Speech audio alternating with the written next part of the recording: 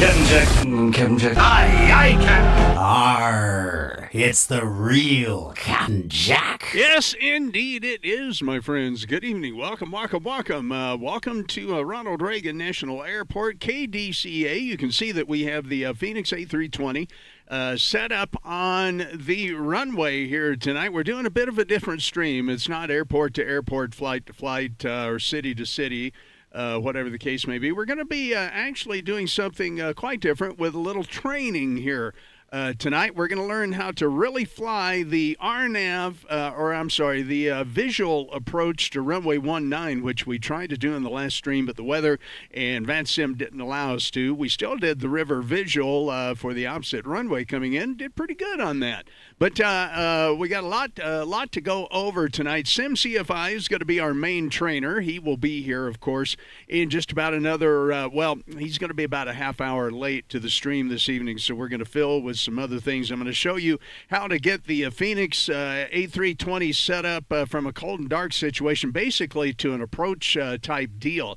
And we're going to fly a loop around the airport, as it were, and come in for the visual on runway 19. And we'll probably do some other airports and some other training. We'll do it in different weather. We'll have SimCFI coaches through that. So a couple hours of some flying tonight. And a little bit different approach than what we've been doing. Let's see, at least for tonight's stream anyway. My good buddy Talon's Aviation is here. Talon, good evening. Welcome. Are you there? Yes, sir. What's up, everyone? Hey, welcome. I tell you what, I'm going to have to get queued up for this, but I'm going to play the video from, I've got this on my channel, as a matter of fact, but I'm going to play the video from my landing that I did the other night, several different views, so we'll get that set up. We're going to visit Mickey Mike's stream just a little bit later.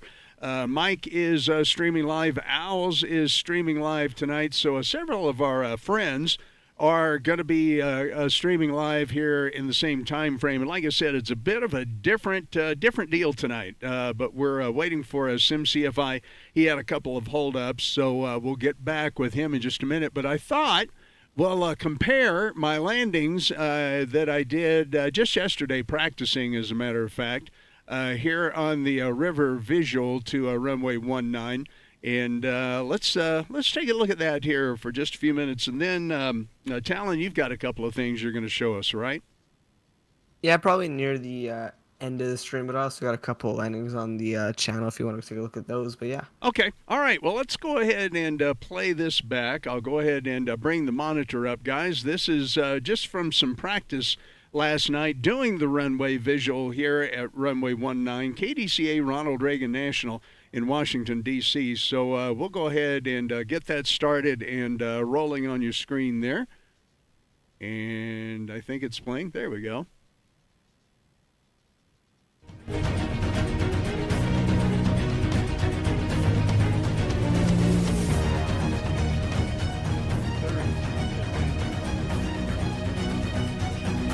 So yeah, here we are coming in over the bridges.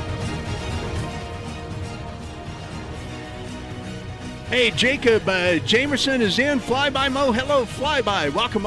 My good buddies Bernice and Graham are in the chat. Thanks for checking in tonight, guys. Yeah, like I said, we're going to do a little bit of a different stream tonight here on the Cap'n Jack channel. It's going to be basically some training with your SimCFI. We're going to replay some landings. If you guys have something you'd like for me to replay out of Discord, let me know in the chat, and we'll try to get to that this evening as well. We're going to be checking the current Caribbean weather forecast from Mr. Weatherman and doing a few other things. So here I am coming in at about 500 feet over the bridge there and lining up on runway 19.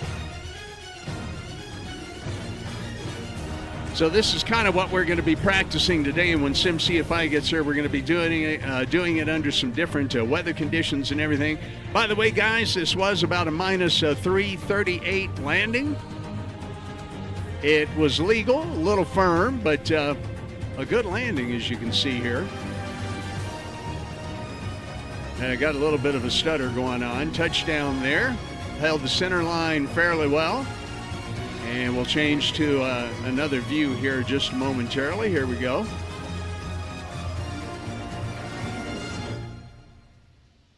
So this, once again, is from some practicing last night. This is a video that I have posted up on YouTube.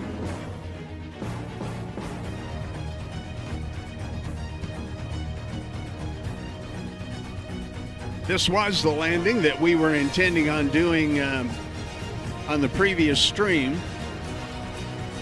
You guys, don't forget, if you wouldn't mind, hit that thumbs up button for me if you're watching. Please do that. Greatly appreciate it. Helps the channel. So you can see coming in here, real good over the threshold. Attitude is good, little flare, and the wheels touch down. Held that nose wheel up. And then she came down on there. Get another view out one of the windows here.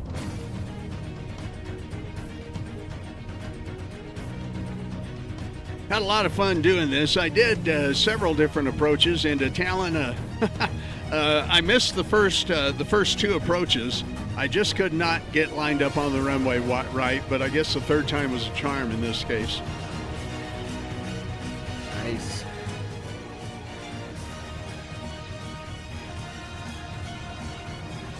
Just changed the view a couple of times there, so you can see how we're coming in over the bridges. If you look off through this wing here in just a moment, we'll be able to see the White House. Yep, there's the White House right over there. And the thing is flying this approach, you've got to stay clear of the airspace around that area of Washington, D.C. There's the Washington and Thomas Jefferson Memorial there, Capitol building off in the distance.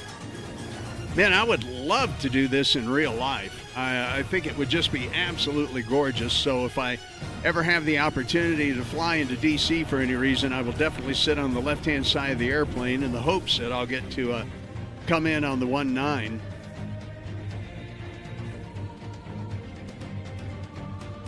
And once again, this is from practicing yesterday. Finally, on the third time was a charm. Got it right. Set down right at the markers. Hey guys, my buddy Flyby Mo is in here once again. Get over to Flyby Mo's channel if you would. I would ever so greatly appreciate you giving him a subscription. Great stuff, great content promoter and provider here on YouTube with Flight Sim. And Flyby Mo, I got to tell you, your streams are just getting more awesome by the day, man. You're doing such a great job. I love what you're doing.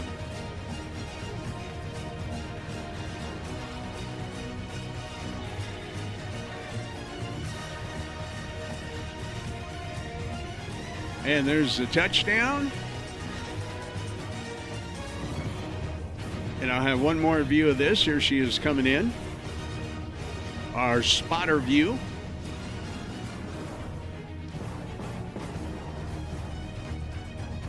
I love how you can see the Washington Monument and the Thomas Jefferson Memorial there in the background. That's just really, really cool.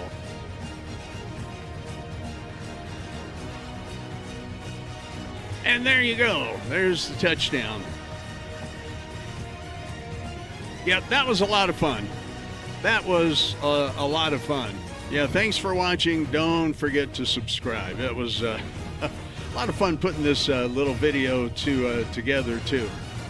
Really enjoyed doing that. All right, there we go. That's the practice landing. We're going to be doing it for real here in the sim in just a little while, waiting on your CFI. Talon's Aviation is along with me here tonight. And Talon, do you have some video ready to go?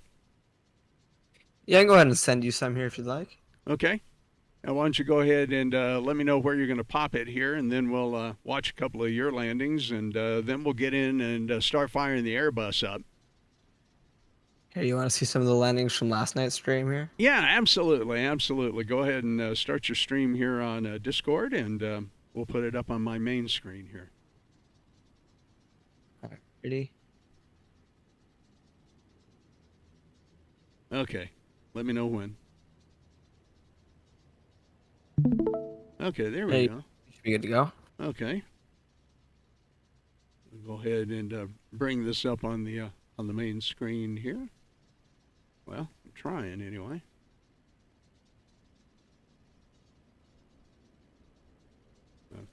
got to do this. Then I got, okay, there we go. Now I can get it in here. Okay. We are ready for you to go there, buddy. All right, these are my landings into. This one was into Honolulu, and the next one will be into Lihue in Hawaii. You know, I haven't done really any of the Hawaiian flying yet. Can you go ahead and make your make that screen full screen? There you go. Perfect. Looks good. I don't know what happened to the lighting in my face, but whatever. You're fine. Once again, ladies and gentlemen, Talon's Aviation on the Cap'n Jack stream. I really appreciate him coming in. Okay, tell us about what's going on here. This is Honolulu, and you're in the... Honolulu, in the new Max 8, we're coming in, 25 knot headwind. Oh, wow. Okay. That's giving you a little extra lift there. Keeping the thing on the thing. Yeah, I like your flight status banner up there. That's pretty cool.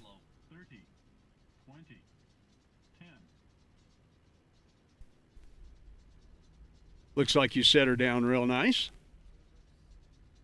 Yeah, not too bad there. Just had a little bit of an issue with the flaring. I think, especially the Max is a bit heavier than like the 320, and so you got to flare just a little bit more there. Right. I guess that can be a little bit of a tip if you get the Max. Hey, Graham, by the way, I see you put in there quite a turn to land. Great views. Thank you very much, Graham. Appreciate that. Okay, Talon, what you going to show us here? Second landing into Lihue, and okay.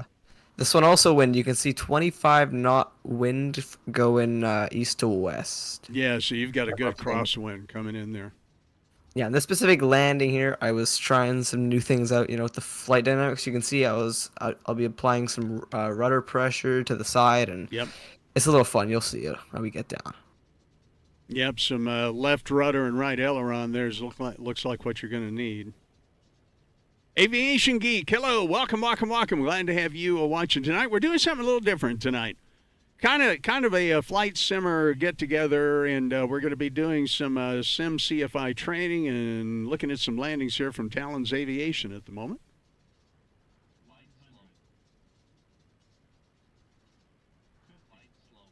I think the trick here is to not overcorrect.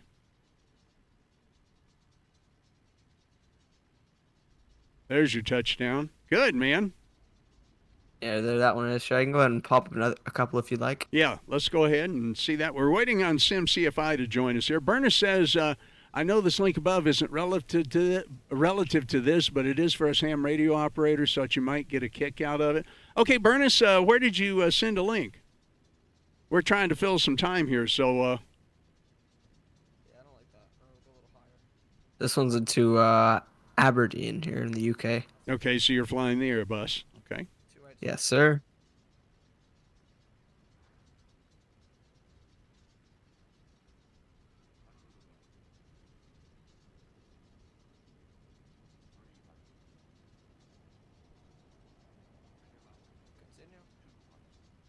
Yep, let's see how this one goes. You got another right crosswind there.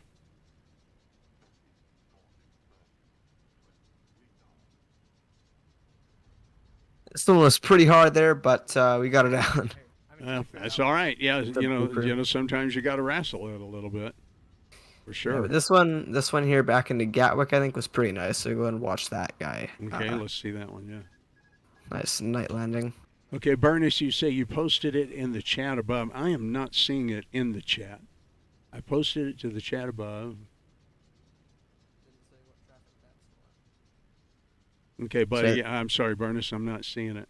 Yeah, go ahead, Talon. This one's about a 20 knot, kind of variable on the winds here, headwind. So go ahead and watch how I correct with the side stick if you want here. Yep. Flying it in nice and easy.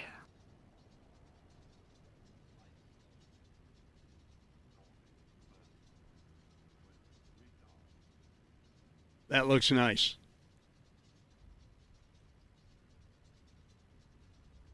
Okay, Bernice, you're saying Whiskey 7 Tango on QRZ. Okay, let me look that up while Talon is... Yeah, I'll show some others. Yeah, go ahead. we're trying to kill some time for. Of course, I got to start the Airbus, but that won't take long to get ready to fly. So yeah, if you want to share a couple of more, that'll be good. This one's in the 7-3 here, KLM. Oh, that's nice. Okay, Burnus, the Bigfoot Special Event Station. Okay, yeah, we'll put this up here on the screen after Talon gets his landing here. Okay, so you're back in, 737? Yep, flying into Amsterdam. Okay.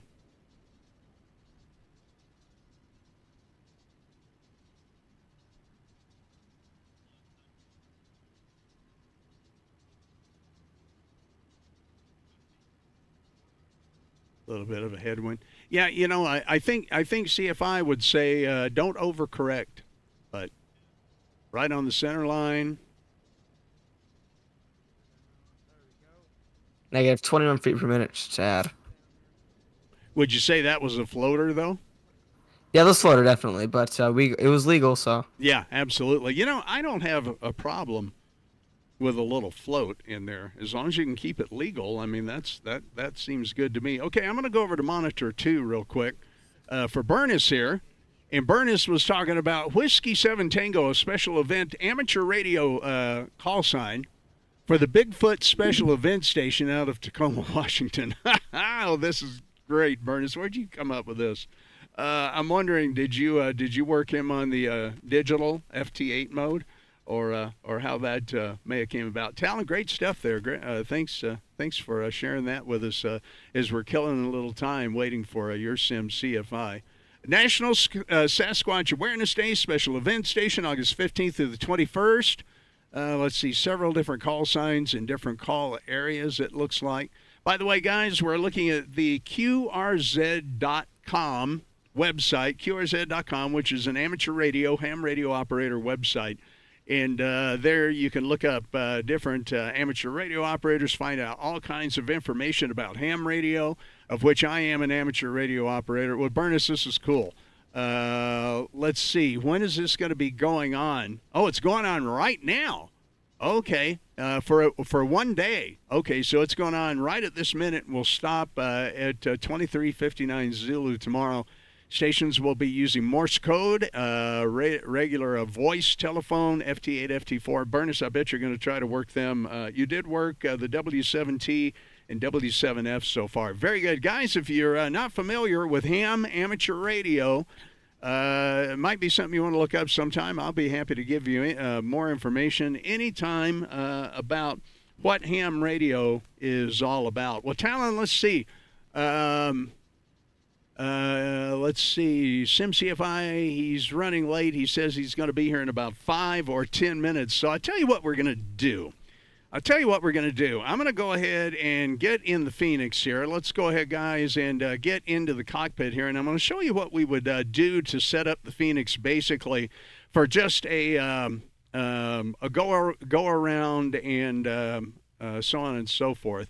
So I'm going to go up here, and like normal, we'll go ahead and get the batteries on, and we'll get the external power on. That's good. And now I'm going to go down to the tablet. We're going to go to the Fenix section. We're going to go to panel states. Basically, what we're going to do is we're going to tell it to be ready, and we're going to activate that. And so we're going to let the Fenix light up here, get everything all set. I'm going to set my altitude to 3,000 feet because I'll show you our direction and everything that we'll be coming in on in just a few moments.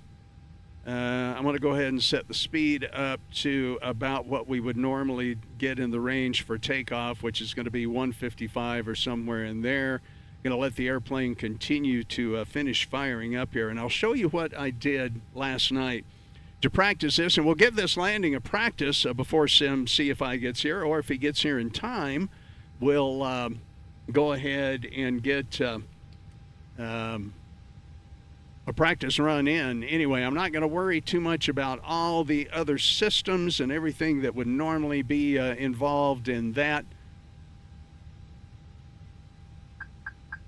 Okay. Airplane's going to chirp at us and talk to us a little bit. That's pretty good. All I need are those.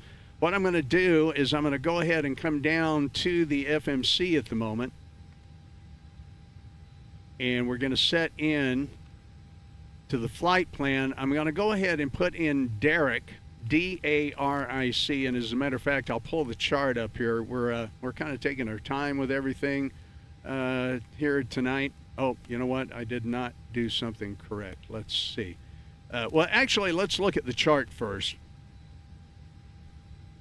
Okay. I also need to get the sim sounds up because they're a little low there. Let's see. Sound mixer options. Yep, that's up there. I'll go ahead and turn the sim sounds up a little bit. All right, that's good. We're not going to be on the Volanta network tonight, guys, because we're doing, like I said, we're kind of doing this off network, as it were, and basically going to practice and do a few things just to kind of do something a little bit different tonight. So let's go ahead and look at Chart Fox here. We're going to put in KDCA. Once again, I am going to be finally getting a NavGrab subscription here before too long. So what we want to do is we want to look at the approach. And we're going to be doing the River Visual 19. So let's get that in there and look at it. So doing that, we're going to start out at 3,000 feet at Derek. And then we're going to kind of follow, we're going to use the 10-mile, 300 feet per minute, 3-degree glide slope rule, and we're going to follow down to where we're 1,800 feet over the Chan Bridge, 1,500 feet just south of Grays there. We'll come in at 900 feet over the Key Bridge, giving you the little briefing here, and then we're going to go ahead and see if we can make a successful flight into runway 19 just to start off with. So D-A-R-I-C. I'm not sure if this is going to enter in here, but let's give it a try anyway. D-A-R-I-C. I may not be able to do this because my NavGraph data may not be up to date. Okay, so we'll go to the next waypoint, which was Grays. G-R, was it E or, I forget which, let's see. Okay, Grays, G-E-R-Y-Z. So I know that one will go in here. And so if you ever want to do some practicing, okay, what am I doing wrong? This worked last night. Maybe I'm not putting it in the right spot. Okay.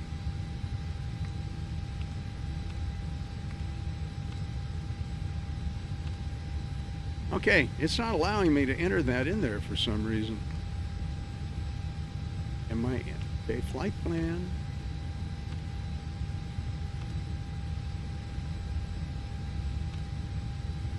Okay, we'll try it one more time. I may be doing something out of sequence here. Let's give it one more try. Wait a minute, I can't remember from 1 minute to the next one. What's the issue? Just trying to get this way. Oh, G-R-E-Y-Z. Okay, let's try that. So what you could do is you could just go to init, and then you go KDCA. Oh, you know what? Yes, that's what I got out of order. Yeah, we're going to do you're right. KDCA to KDCA. Yeah, that's what I did wrong. And you can plan her up. Okay. Yeah, there we go. Okay, very good. By the way, we're just going to be a Fenix. Since we're not on VanSim, it really doesn't matter, but we'll just call ourselves Fenix 1. As far as the flight number goes, so we'll put that in there. Yeah, you're right. That's what I forgot to do. So there's KDCA. So now let's try to enter in Derek.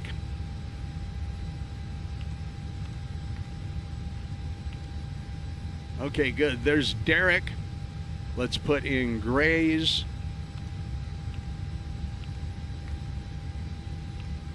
And those are really the only two that we're going to worry about.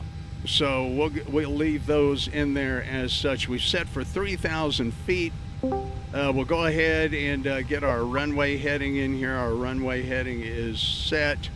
So we're really basically at this point just about ready for takeoff. CFI, did you come into the sim there? Yeah, do you hear me now? Yeah, we got you. Hey, welcome in. CFI is there. Sorry I'm late. All right. Glad you can make it. Glad you could. Hey, Yoham is here, and hey, welcome, Yoham. Yep, we're gonna go. We're once again just doing a training mission tonight. So CFI, what we're going to do is we're going to take off from runway 19 here, and I'm going to, once we get to Derek, I'm going to start the recorder so we could go back there if we want to. Sure. And then I'm gonna fly this on my own to start with. Number one time, I'm going to fly it on my own. But then we're gonna go back to the point of the replay at Derek, and then you can, of course, we'll see what the difference is between me just flying it alone and you coaching me. Sure. One thing I will mention is you don't have to I saw the stream. You don't have to type Derek in. You just load the approach, and it'll have it all in there for you. Oh, okay. Okay. Yeah. If you want to save yourself time. Okay. All right. Very good. Well, let's go ahead. I'll show you how I was doing this last night. So we're going to go ahead and got the flaps set for takeoff. So yeah, let's go ahead and roll and do a toga. Okay, there we go. Let's go ahead and set our brakes for max, and we'll go ahead and get up in the air. Oh, wait a minute. You know, sorry about that. I was looking out. Boy, my audio's being weird. Okay, let's get back on here. Let's get straightened out, and we'll rotate.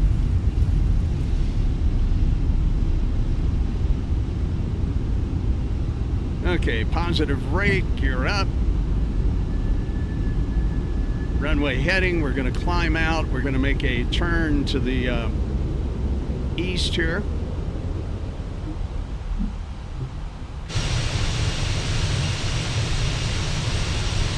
Climbing out over Washington, D.C. I think I probably have the sim sounds too hot. So yeah, let's turn those down considerable. All right. Let's get back in here. Okay, let's see what our alarms are. Overspeed. Yeah, I know we're probably overspeed here. So once again, we're just playing with this to get it, we get ready to get to altitude. Yeah, I've got to get the speed down, of course, which I forgot to do a moment ago. You can track the flaps as well. Yep, flaps are up. We're coming up. All right. I'll So get rid of once that again, for you. the main idea here is just to get off the ground. Let's get back down to 3,000 feet. So I'll start us nose down a little bit here.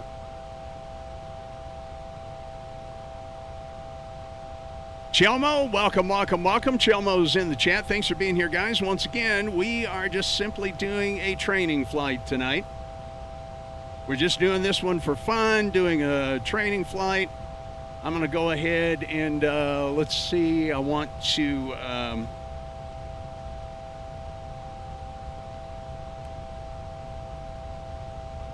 we're going to get our heading set over here.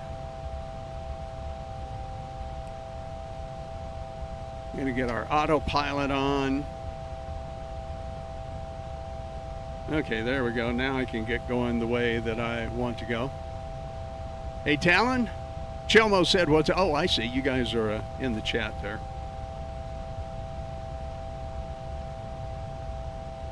Okay, we're going to keep coming around here.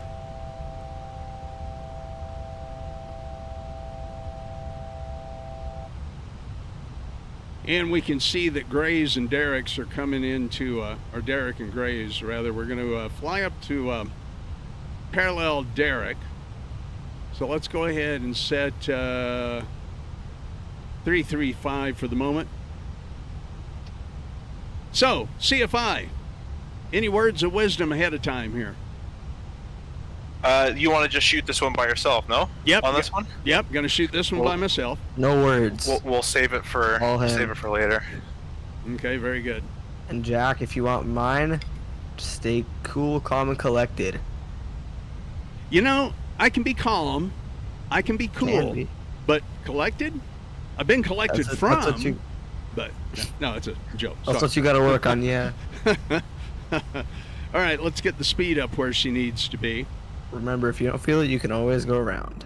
And you know what? I did that twice yesterday before I made the final one coming in. So that always works. And then see if I can guide us around the horn here once again. Let's see, I'm going to come to 345 on the heading. Yes, guys, once again, for those of you that might not have heard earlier, I just sold my previous flight simming computer. And with that money, I'm going to buy the Boeing yoke. And we're going to get the Boeing yoke in here. And we're going to get the, go ahead and get the 737 Max from iFly. So now, CFI, here in just a couple of minutes, I'm going to go ahead and set the autopilot at 3,000 feet to go to Derek. Yeah. And then what I'm going to do, actually, you know what we could do? Let's go down here to the FMC, or to the MIGDU. And we want to go ahead and let's look at that arrival for just a minute while we're on the way out here. So, Yeah, which one? RNAV19.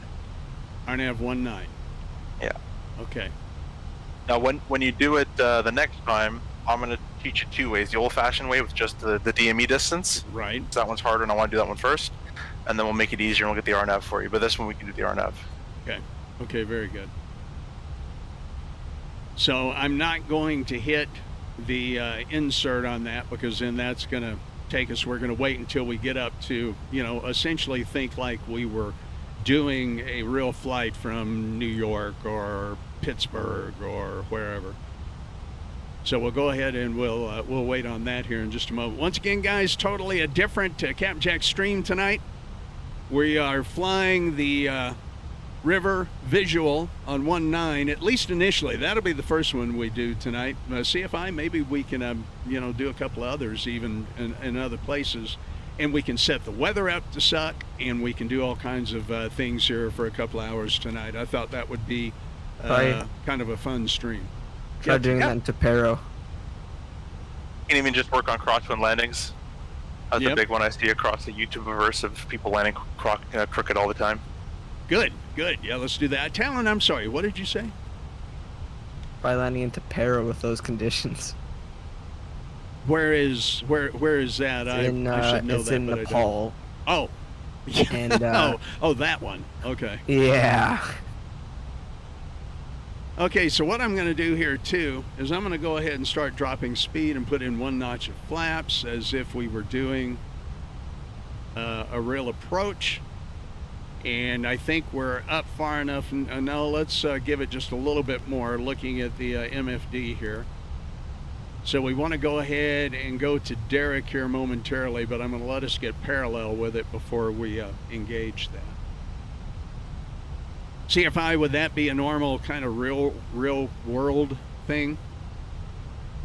Yeah, well, from my perspective, I've only approached from the other side, but Okay.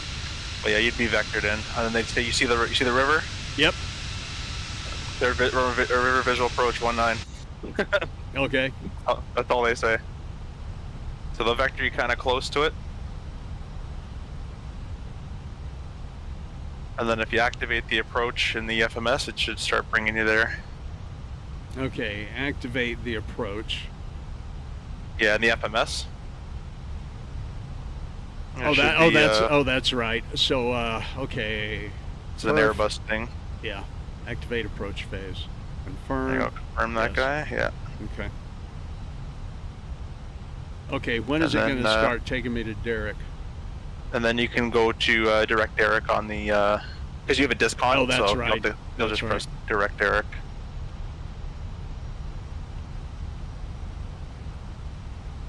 Okay, there we go. Now we're starting to make our turn.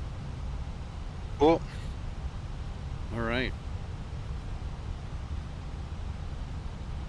Now, the nice thing about it, Derek, it should give us that 300 feet per minute, 3-degree downslope, or glide 300 slope. feet a mile. 300 feet a mile. Yeah. You'll be doing 800 a minute.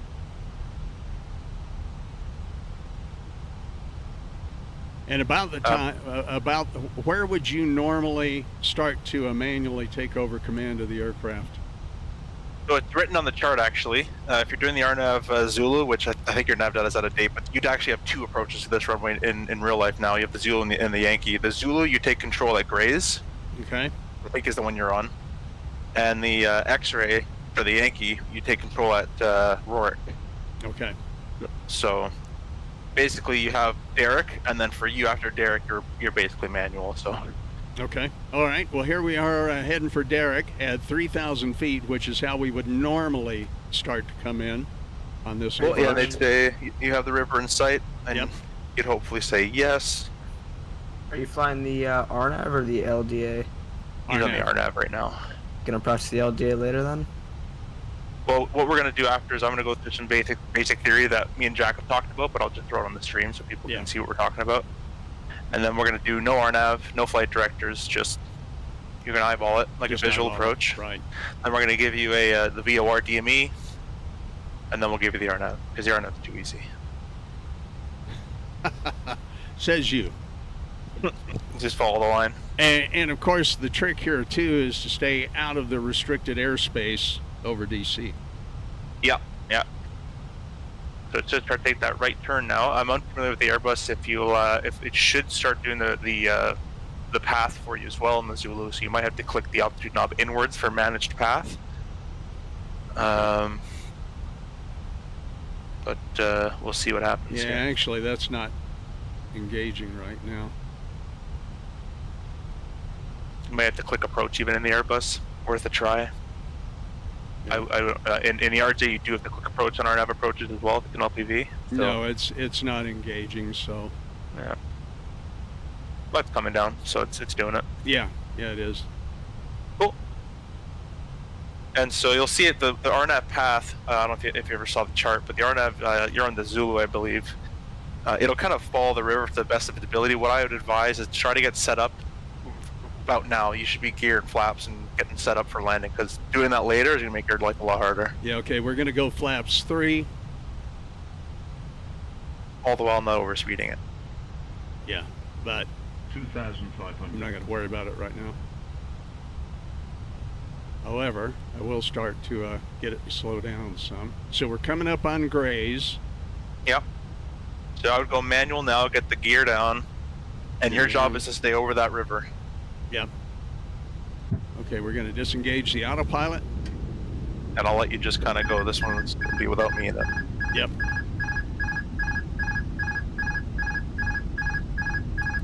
Okay, we're going to stay over the river.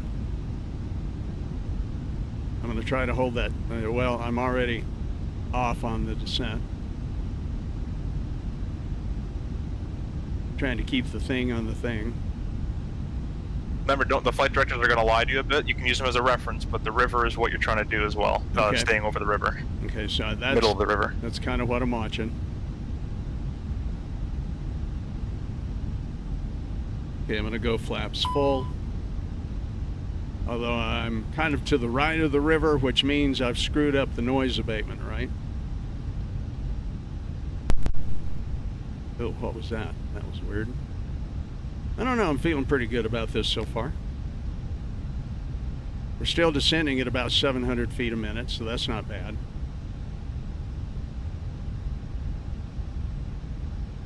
CFI, are you still there? Yeah, I'm just trying to be silent. Oh, okay, we'll be silent then. All right. Okay, I'm trying to get myself oriented to the runway here. 1,000. Oh, you know what? I didn't press record, so we will have to go around again. We could just slew as well. No, that's true too.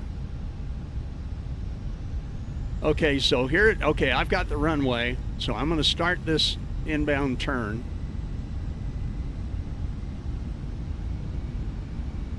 Why is the speed rocketing up? Yeah, I'm not sure. That's because you said Okay, we've missed. This is not doing it. All right. You can always go around. Yep, that's what we're going to do. Okay, we're going to do it again.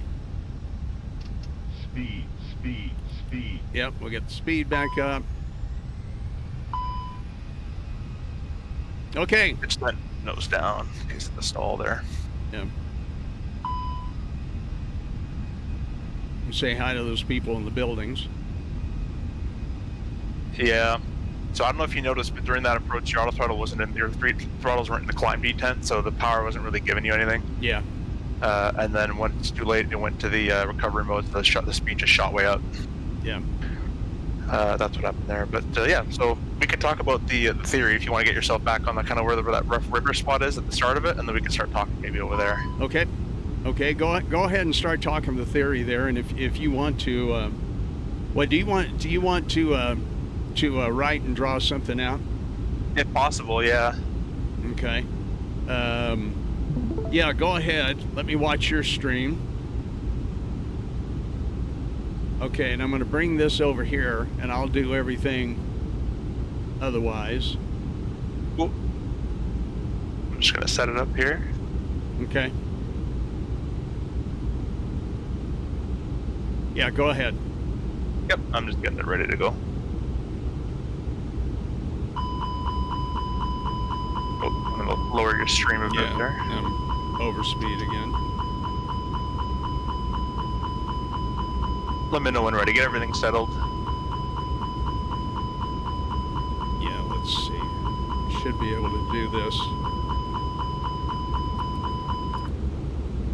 Okay, I want to be at 3,000 feet.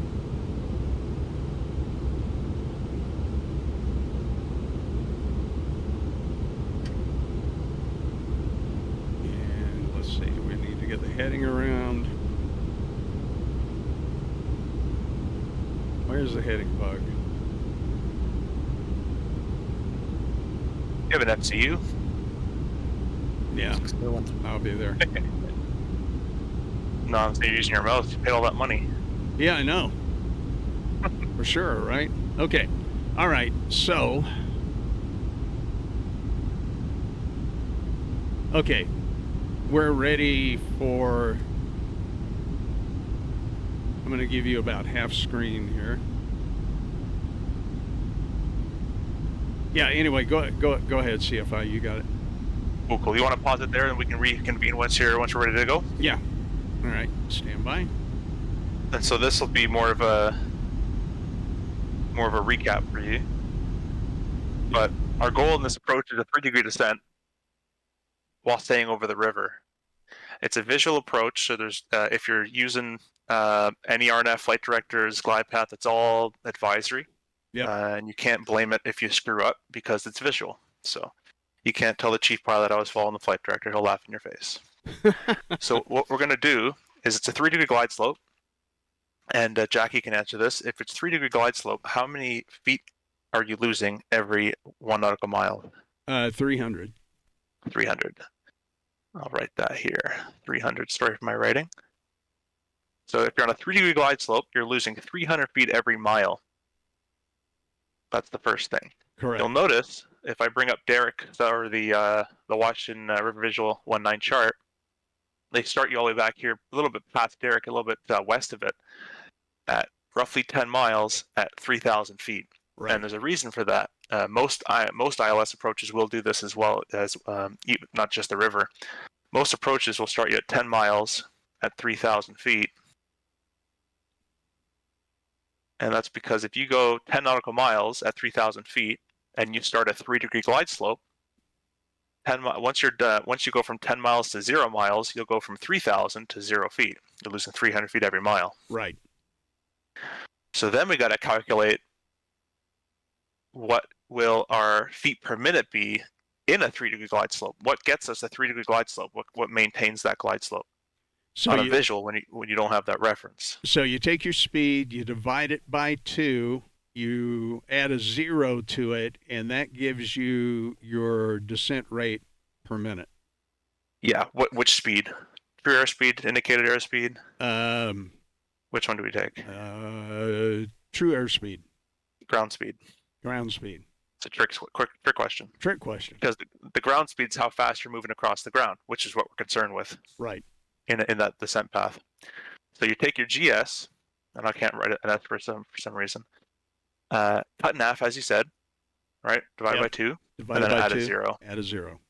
So if we did this properly, let's say you roughly approach around 140 knots, roughly ground speed wise, depending on the wind. Right. Divide by 2. Gives you 70 at a 700 feet per minute.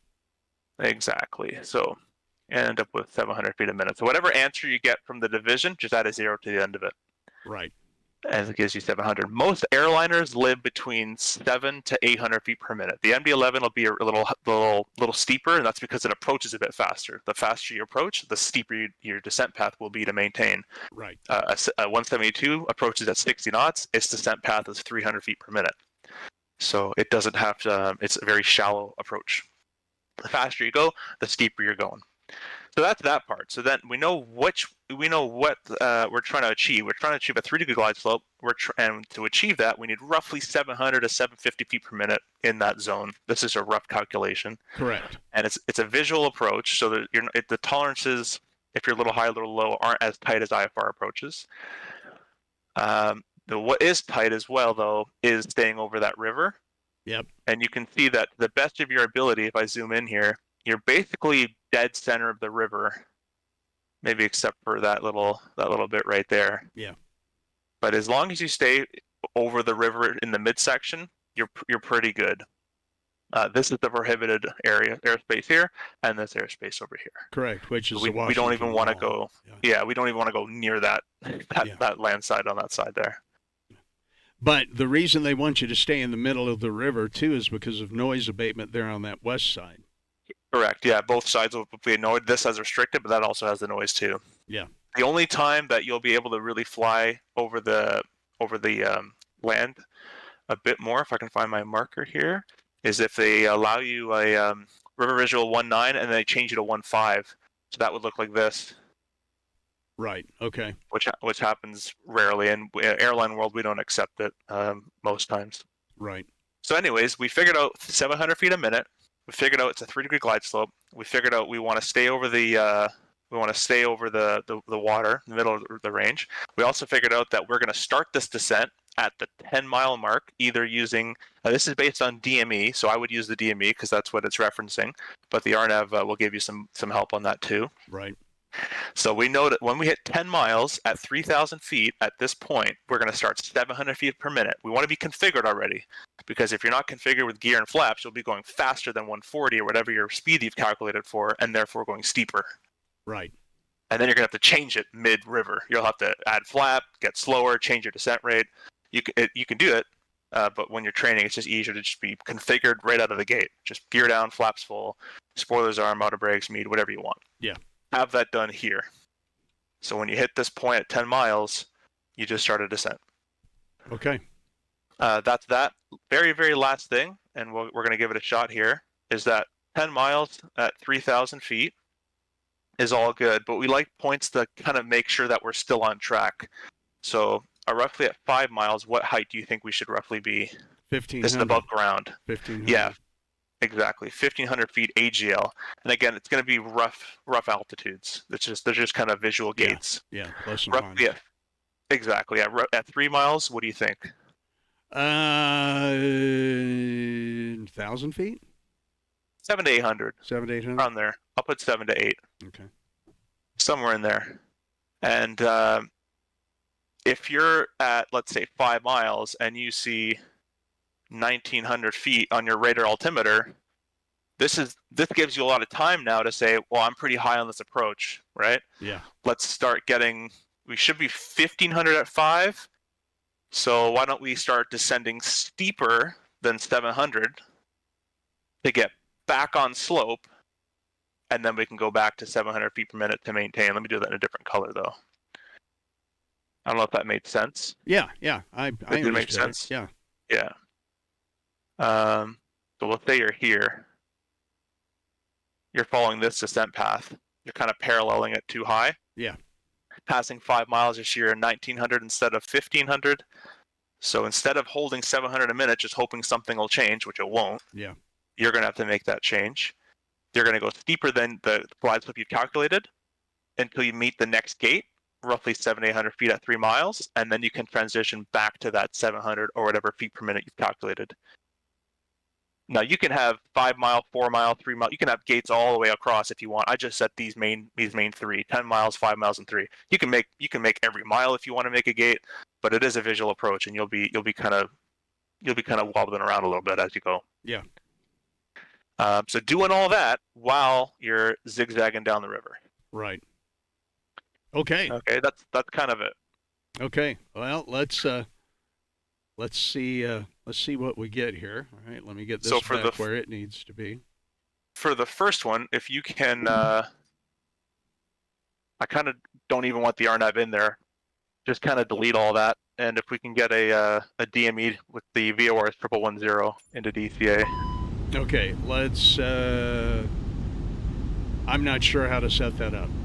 Yeah, so let's set the autopilot just as on runway heading, or sorry, not runway heading, just at your current heading at current speed, current altitude. Okay. And then we'll kind of go down as it's once it's set up to do that. And Okay. if it's So set to do that, then yeah. we're good. I'm going to go ahead and get us up in speed just a little bit. Sure. And we'll go to flaps full, which then I'm going to need to lower the speed, so we'll get kind of squared up and ready to go.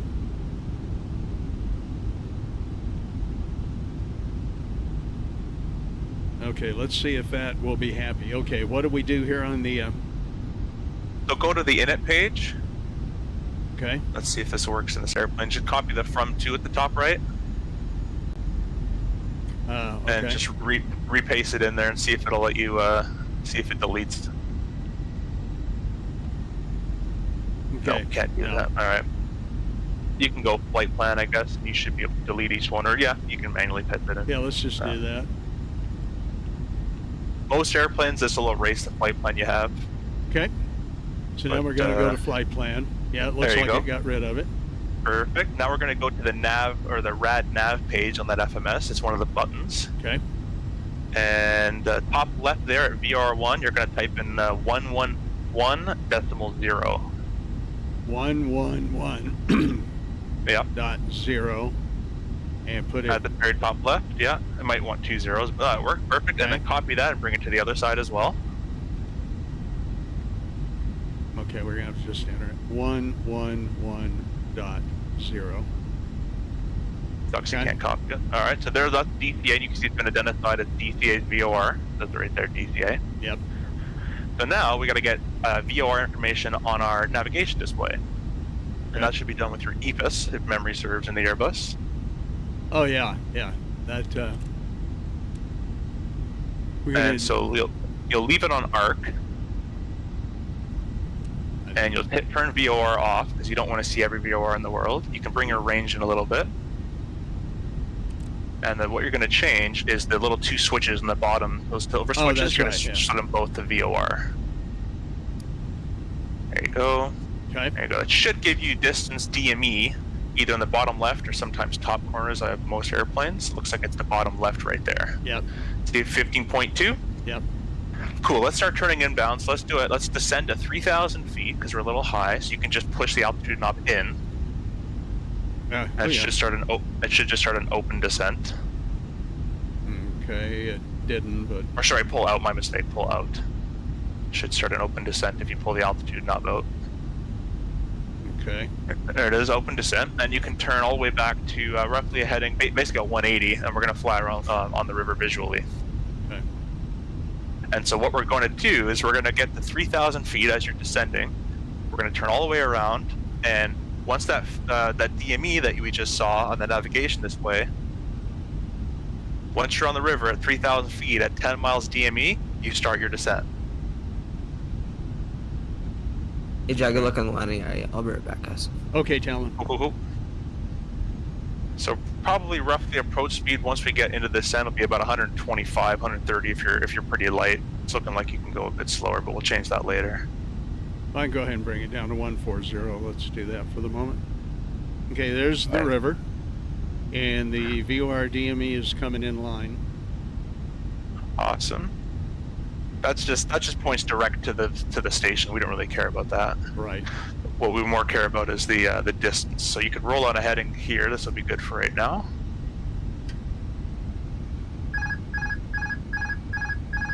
That's all good. And if you want to take it manual, I recommend it actually. Just fly it all manually. So follow that river. You're going to kind of zigzag with it once you put to the right and to the left. And you're going to keep watching that distance at the same time at the bottom of your display. Okay, that's very handy.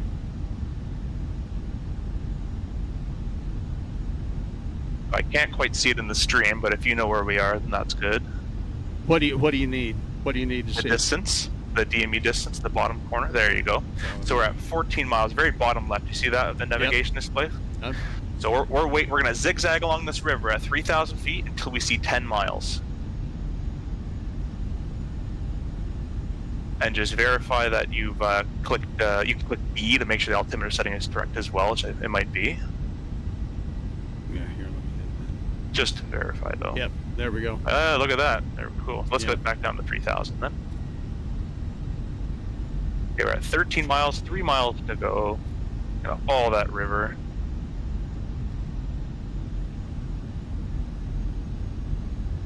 Okay, guys, once again, we're doing a training flight tonight with YourSimCFI. He's teaching me how to do this, teaching us all how to do this, for that matter.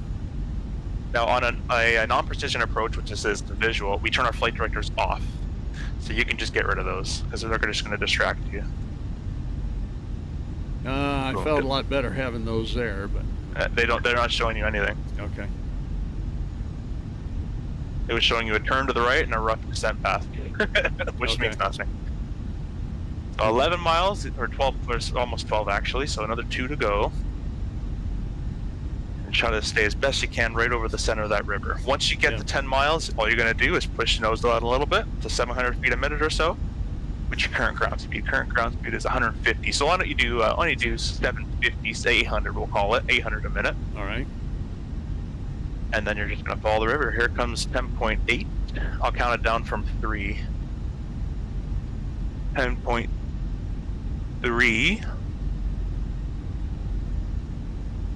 0.2, you can start nosing down. Yep. 0.1, there's 10. Awesome. You're just going to nose down a little bit more, keep that 800 a minute, and stay over that river.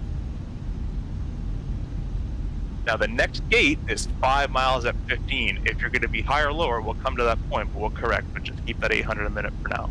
Okay. Or thereabouts. Yeah.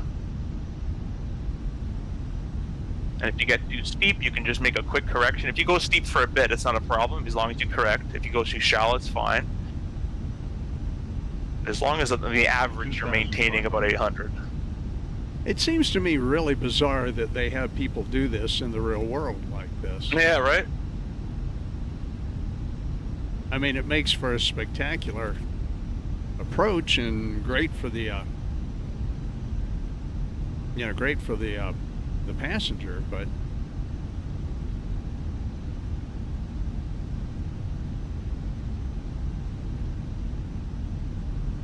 And if you can, once you're on this straightaway, you start your recording for next time. yeah, let's do that. Thanks for the reminder. It is started. Okay, so we're going to stay with the river. Yeah. Look at it. We're getting at 7 miles. We're at 2,200. This is looking pretty good.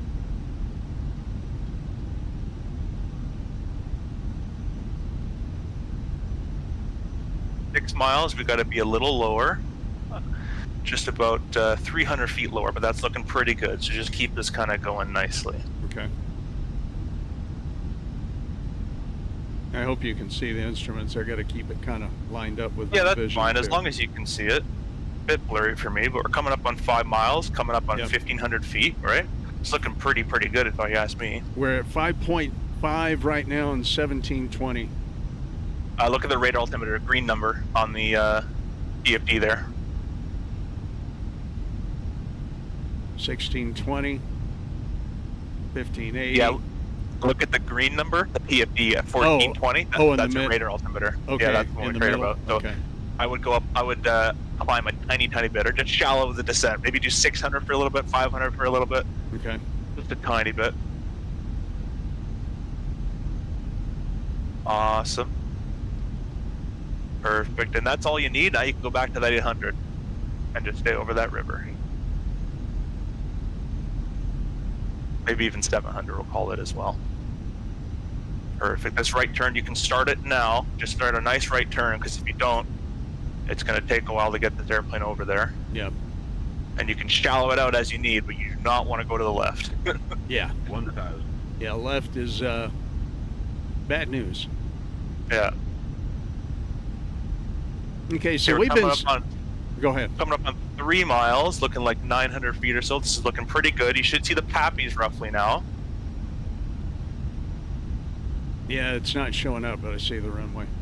Okay, just keep this current descent rate. Aim for the middle of that far bridge, and you're going to cut to the right over. Once you start turning, you're going to cut over the right side of that bridge for the runway. Copy that.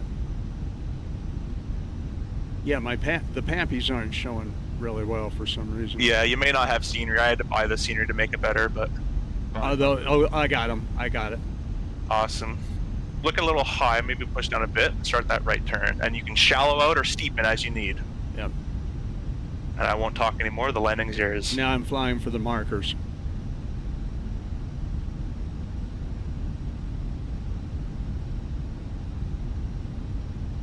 Much better than the last approach. Keep that turn going. Awesome. Yep. There at the aiming point, get that nose down. Keep the nose down, down, down, Yeah, down, yeah, down, word. down, down. 50. Yeah. Oh boy, I messed that up. 30. 20. Okay. Retard. Yeah. All right. You know what? We're gonna hit the replay. Sure. Okay. And we're gonna replay from here. So before we go, you can pause. We'll do a bit of a Yeah. debrief on that one. Yeah. So, glide slope worked out real well. You can see that we pretty much held the pappies all the way in. Yeah. Until the last 100 feet there. Yeah. So what happened was, remember, when you enter a turn, what happens to lift? Decreases. Decreases. So you're going to pull back. The auto throttle is going to go, hey, I'm slowing down. Let's add some thrust. Yeah. Once you come out of that turn, you had that increased thrust. The auto throttle is going to decrease. It's might not be quick enough. You got to be looking at that aiming point. And I was saying down, down, down, nose down. The nose never came down. Yeah. You went sailing high. So it's kind of that aiming point. Once you come out of the turn, it's called balloon on exit. When those wings come level, your lift comes back. You might have to push down a bit to cancel that stuff out. Okay. Yeah, that's it for that one. But everything else looked really good. The river was nice, maybe a bit on the inside to the right, but it's better than the left. And on that little where the skyscrapers are in that right turn there, midway. Yeah. But yeah, do that again and just keep that. Just remember when you roll out of that turn, you might have to push down a little bit. I'd also set your speed. Set speed at 130. I think 140 is a bit quick for this weight. Okay. Yeah, give that a try. Obviously, you calculate all that, but.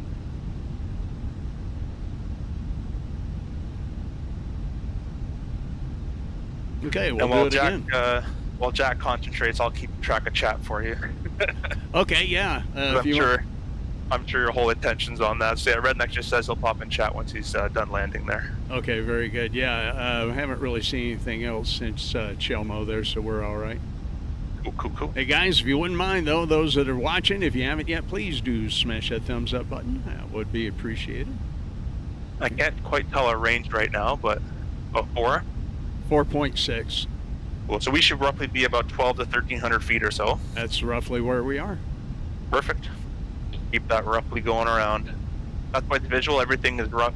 Called TLAR. That looks about right. That looks about right. TLAR is a favorite saying of mine. So many times things work in the TLAR method. That's it. 1,000. Okay, yeah, I think I'm getting too low here. Yep, so you could just bring that nose up a tiny bit for a little bit. Yep. And it doesn't take long. Yeah, I don't want to level out, but That's fine. You can go right back into your 700 feet per minute. Just start it right now. yep. Looking good. Just keep stable. Talon's back. Yes, sir. Ooh, inside Alright. was at 3 miles at 900, 800 feet. Looking okay. 2.7 at the moment. 2.6. Perfect. The turn looked good. Everything looked fine. It's just that nose down. So aim for the middle of that last bridge, and then you can start turning once you feel ready for it. Copy that.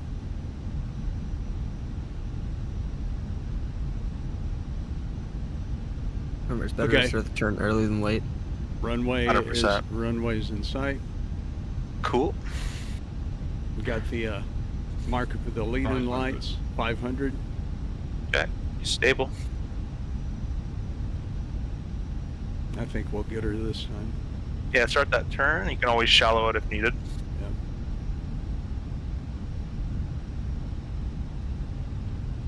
Well, I got it in 3 tries last night. Let's see if 3 is the magic number here too. Yeah. Stare at Little that aiming high. point, those 1,000 foot. There you go. Yeah, get that nose down.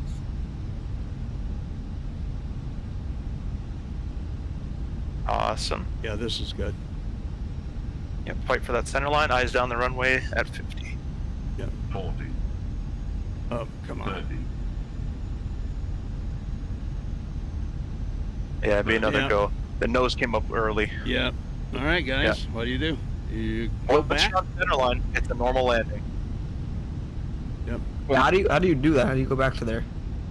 I had set the replay to return at a certain start. That's smart.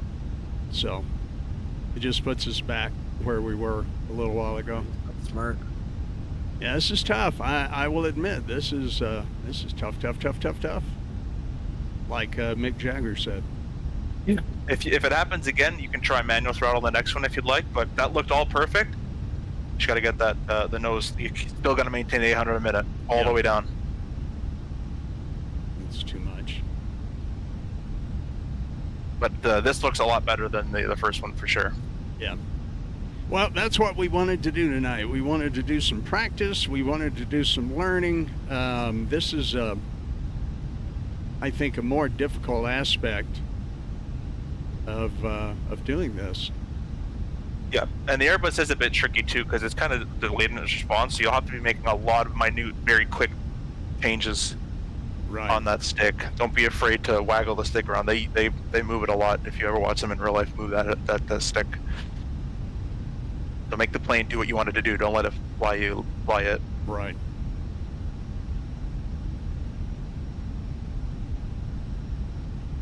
Stay out over the center of the river here. Let's see, we're Yeah. at 3.8 miles and 1,000 feet.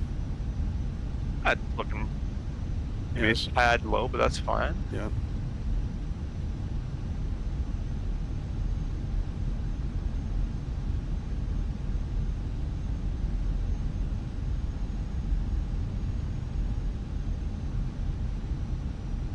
Kind of hug that right turn. Yeah. Every 3 tries. We'll kind of get it wider next time, but we'll focus on that later.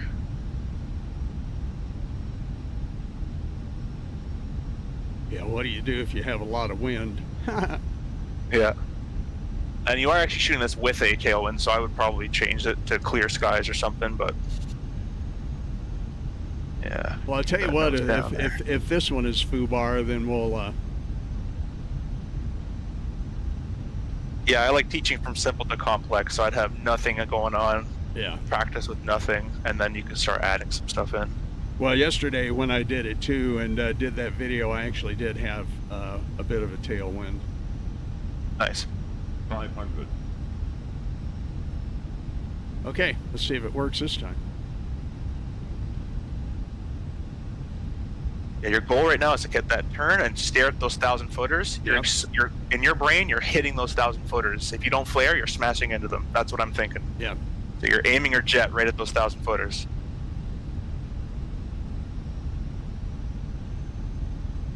The nose back down. 100, Nose back down. 50, 40, 30, 20, retard, Okay, this is 10, 5, okay. And minus 275. Okay, Yeah. Tiny bit long, but we'll fix that. but legal. We'll have to roll it back. You might have been midway down. Okay. Those touchdown markers, because it's such a short runway, they span the runway. Oh, no kidding. Okay. Yeah, pretty much. No, let's do it one more time. But that was a lot better than the other one. Yeah. So you noticed that nose kept coming up and that nose down. We were going to start drifting high, and you caught it there. So you'll have to just keep getting that nose down. Right. It's easy to flare up, but you don't flare till 20. Okay, I'm gonna get the auto throttle back on and manage the speed here. Cool.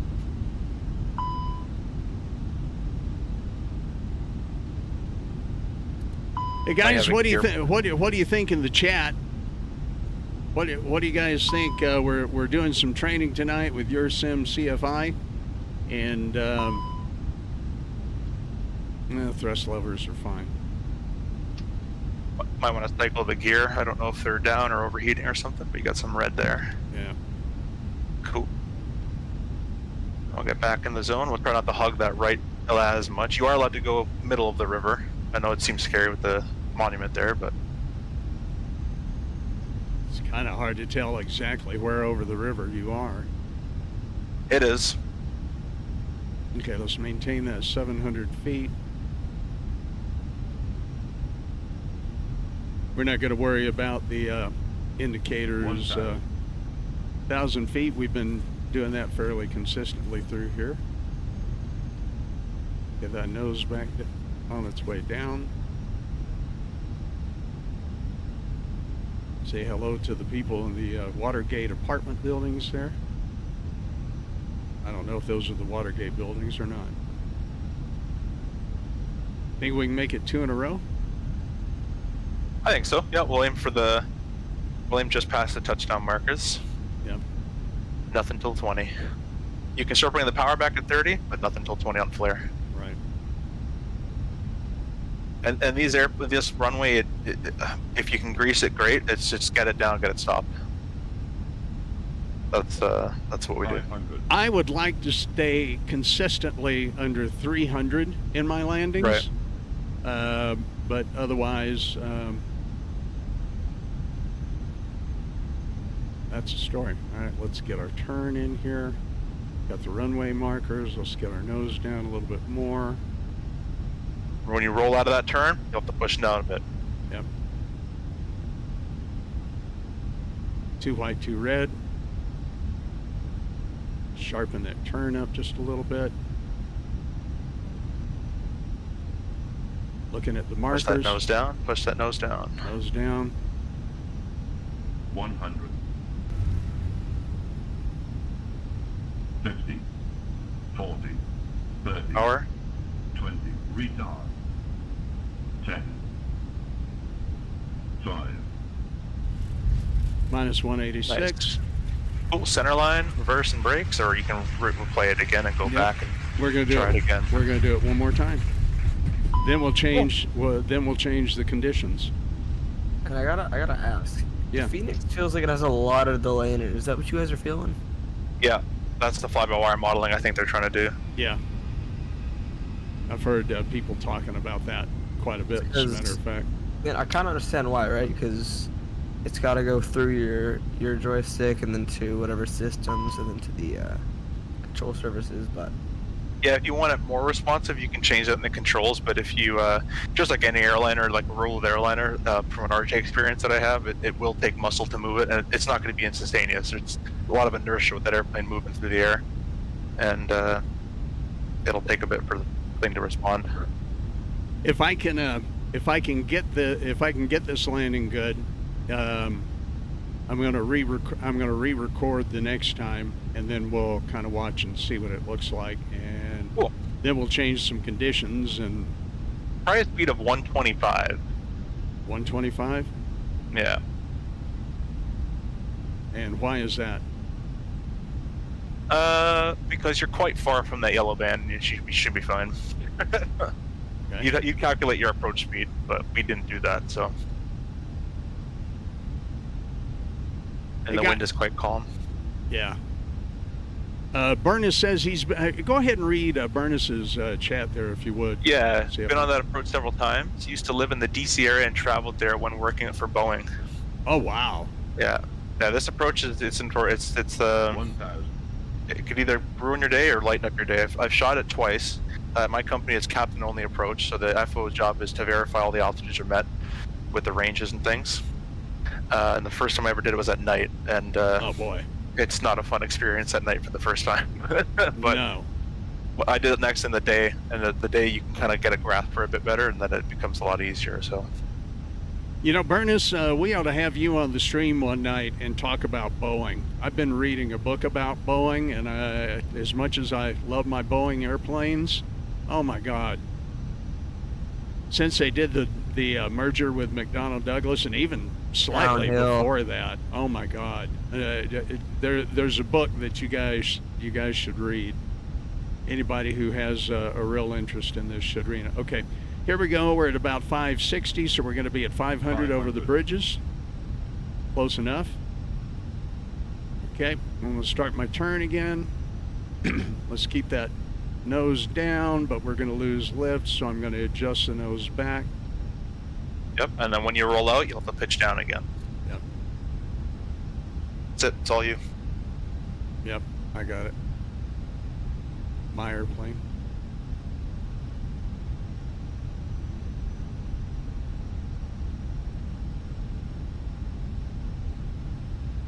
A little high, but we'll compensate. 100. A little high on this one. 50.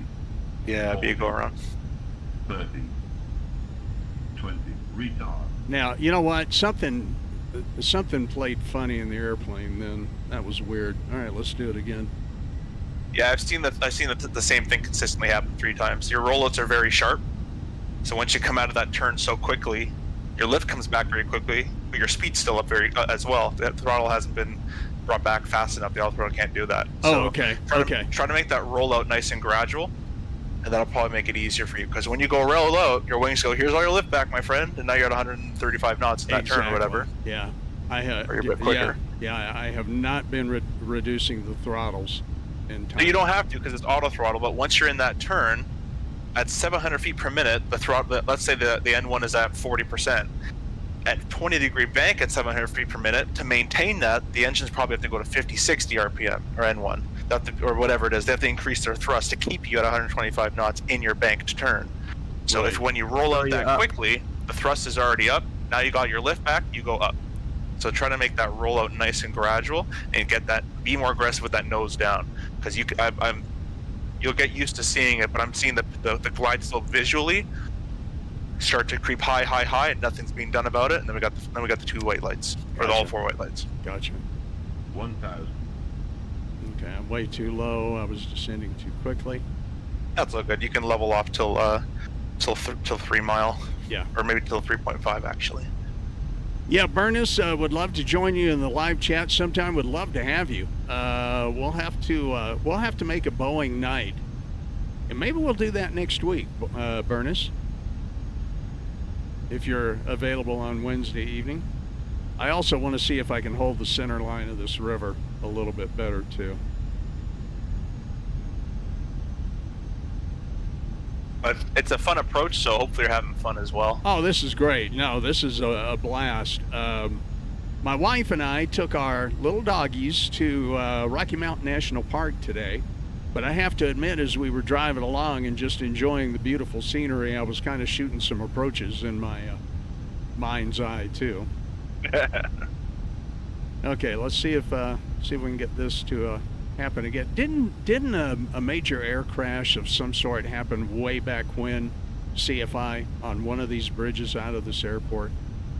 I'm not sure. I wouldn't doubt it. I think it was a snowy, terrible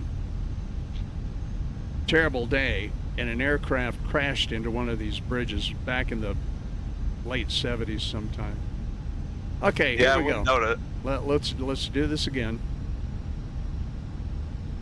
Start our turn. I'm going to be ready to reduce the throttle sooner. But don't let the auto throttle do it. You Yeah, don't yeah. touch it till 20 feet, but just make the rollout gradual. Just don't yank the SIG to rollout level.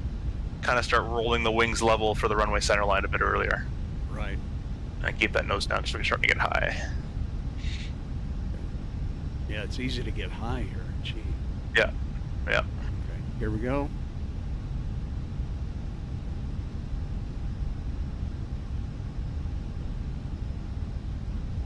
I'm not getting 40. any. There it is. 30. 20. Retard. 5. Compensating for the wind and the rollout. Okay, that was minus 140. Nice. Oh, this is fun. Let's do it again. Now, CFI, you want to get a video ready and show us how a real pro does it? I was actually starting my sim up right now, so Okay, good. Yeah, I'll Okay. give you a live feed. But I have a video on my channel as well. Yeah, so that looked great. And then I'll do all that again, and then just put it on the center line from the touchdown point, or on the roll-up point as best you can. It's hard to do that part, but We'll do it. We'll do. you just keep hammering and going and doing it. And that way, in VATSIM, when it ever happens, you know, you don't go, oh god, the visual, how do I do that, right? Right. So, No, I feel pretty comfortable with the semantics of it. It's just yeah. The last 100 feet are the most trickiest for any landing. JFoot709 says airflow to flight 90 crashed, I assume, at DCA. So, Yeah, I'd be curious if somebody go and look that up. I'm pretty sure it was in the late 70s, maybe even early 80s, and it was during a winter snowstorm. yeah, it's not a good time to be flying. I think probably had too much ice or something like 737-200, that's off to a bad start already. Yeah. Okay, one thing I've not been watching very closely is just my descent, keeping my descent rate the same. Yep. At this stage of the game, it's over the river, meet the gates. 1,000. And by gates, I mean certain range, certain altitude. Yeah.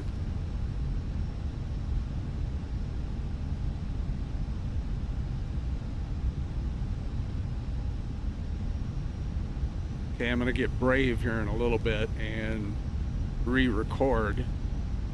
Oh, that turn looked better too. You weren't hugging the side as much. That was nicer. Yeah. Hey guys, let Keep us that know what you back think on. in the chat as well. We're doing some training exercises tonight, not a normal flight as we normally do. With YourSimCFI, Talon's Aviation is in the house as well. Want to thank all of you for being in the chat. Please smash that thumbs up button for me. Looks like 14 likes so far. Thanks, guys. I appreciate that. Be nice to hit 20 before we're done, but we're going to keep playing with this a little bit. Sorry guys, I'm just in the midst of descending into Ottawa right now, so. 500. Oh, are you? We got some ATC here, Okay. but I'll go ahead and stream that landing if you want it. Okay, hang on to it because I'll have to, of course, stop on the ground. Yeah, it's in a while though. I'll tell you when. You know, and a lot, CFI, how much of doing this well is real familiarity with the airports? With the airport and the airplanes, certain Yeah. landmarks can help you out, and just know how the airplane flies. So keep that nose down here. Keep that nose down, down, down. That nose wants to. Boy, it sure does. 100. Okay. 50. 40. 30. That nose came up at 50. Yeah, You're it going sure around. did. Retard. Yeah, yeah, and not only that, but I did not remove the throttles like I should have. Okay. You can also give it a auto-throttles. try on a 3.7 since you're more comfortable with that plane as well. If you'd like to try that, might be better to get the idea of it, and then you can go to something else. Yeah, you know, that'll take a lot more time and setup than Right. we want to do right now. Because here, I should bring this monitor up too. I'm in the Airbus configuration. Okay. In the throttles and everything. So.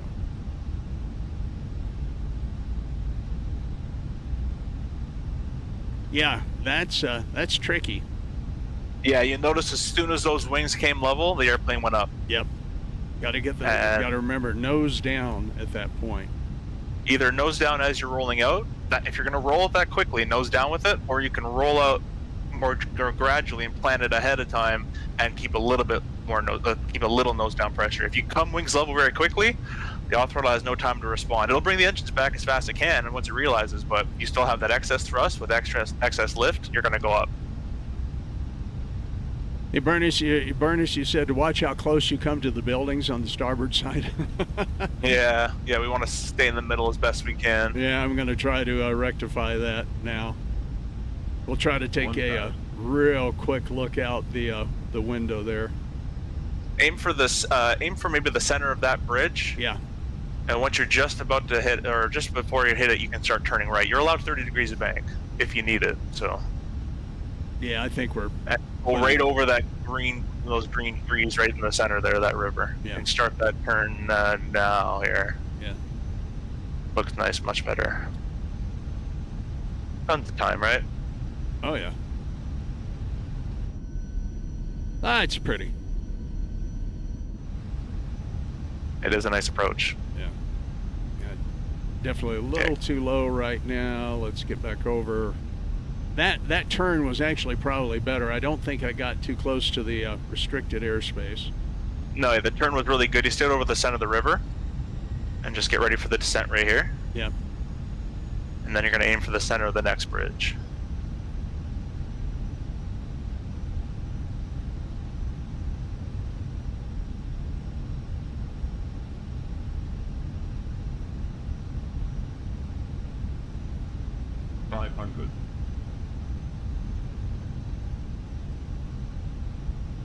Yeah, this is an absolute blast.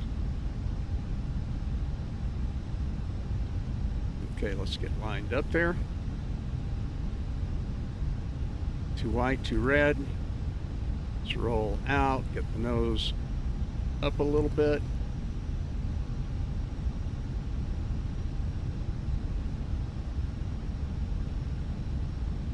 Looking at the markers.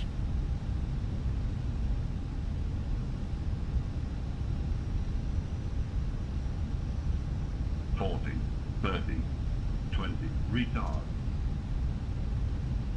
5. There we go. Back on the center line.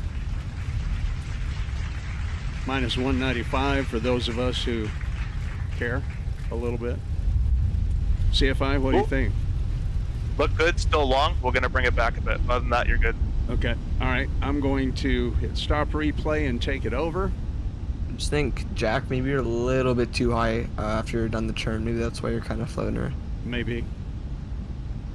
But if you want to try and go a little lower. The pappies are showing fine. What's happening is there's a bit of a nose action happening a little late because we're hitting over the 1,000 footers at like 40 feet. We should hear 50 over the threshold, right? Yes. The pappies may be lying to you as well. I think there is something with the DCA pappies. So within the sim, I have the payware version, so I can't confirm that. But I think there might be something with that. So do your best with your eyeballs to get your nose pointed right at that aiming point. Yeah, we're speeding up here for some reason. What is going on? Okay, we might have went into toga lock.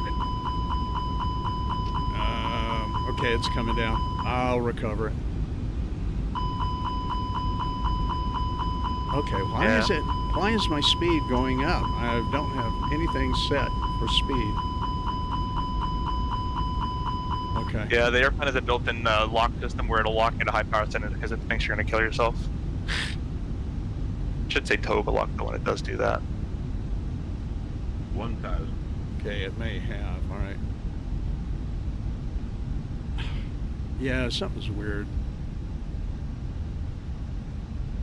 Okay, come on, settle out here. You can always retry. I think I got her.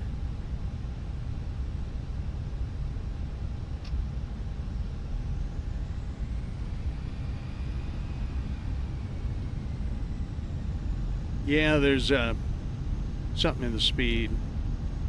So I'm just manual on the levers as well. Sure, no worries. Okay. I just re-engaged the auto throttle. Levers should be in climb. Okay, I got everything back. Oop. Okay.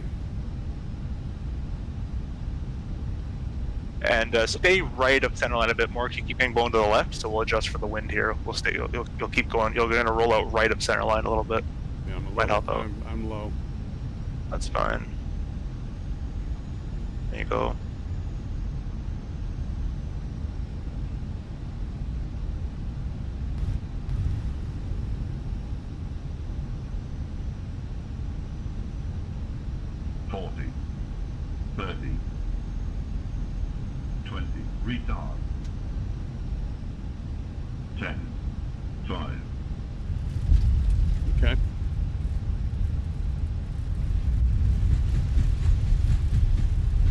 let's go back.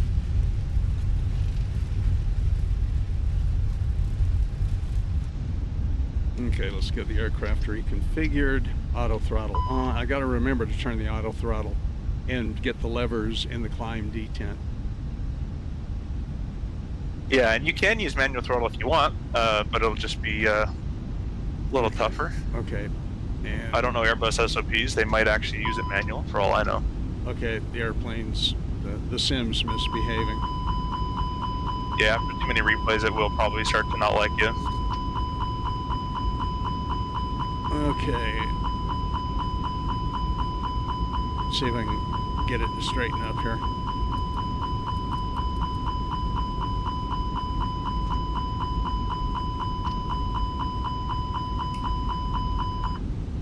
Okay.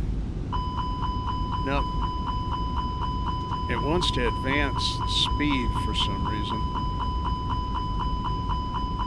Oh, let's not hit Yeah. the water gate, Bill. Yeah, I almost don't have any control over it. Yeah, Yeah, after a certain point of the replays, it kind of just goes into... It kind of just starts to screw off in the sim a little bit, but... Okay, let's see if I can make it behave. I've almost had control back. Okay, nope. Come on.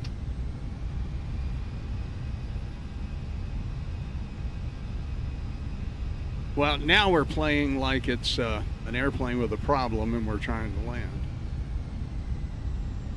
Well, you know what? Had several real good landings out of that. Yeah, I don't know if it's going to let me here, CFI. Yeah, that's all good. You might have to restart it completely. I'm just getting my sim set up here to demo one. Okay. Oh, let's see. Did I get it? Come on. Behave, little girl.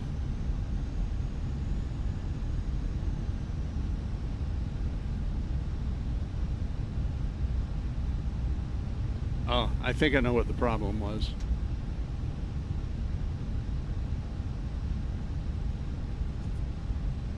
Still too high. Let's get that nose down. Let's guide her in here. Stay just kind of to the right.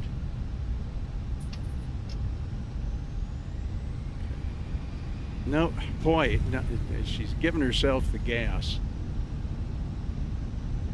40, 30, 20, retard. Okay, let's see if I can set down here. I'm way too long. 10, 5. Okay. All right. Yeah, it's getting a little crazy here. So, guys, hang on just a minute. Let's go ahead and brake to a stop. Yeah, the simulator's being unhappy. Crash, crash, crash, crash, crash. Okay, good. Well, anyway, we've got a real good idea there on everything that's happening. So I think, CFI, I think what we're going to do is we're going to put up some of your videos, let you talk about it. I'm going to reboot and go in. I'm going to go ahead and go into Boeing configuration here. Sure. I'm streaming my game right now as well if you want to take a watch. Okay, hang on. I'm going to bring up Discord on the other machine, so you guys are going to, because I'm going to restart everything here at the I'll share moment. mine too, because I'll be landing in about 10. Okay, hang on. Let me. I've got to wait for that to come up. All right, let me go to the correct input here. I'm just spawning myself a bit closer is all for that last turn. Okay, guys, I'm going to hang up on this side Discord so I can put you on the other screen. So hang on here. I'll be right back.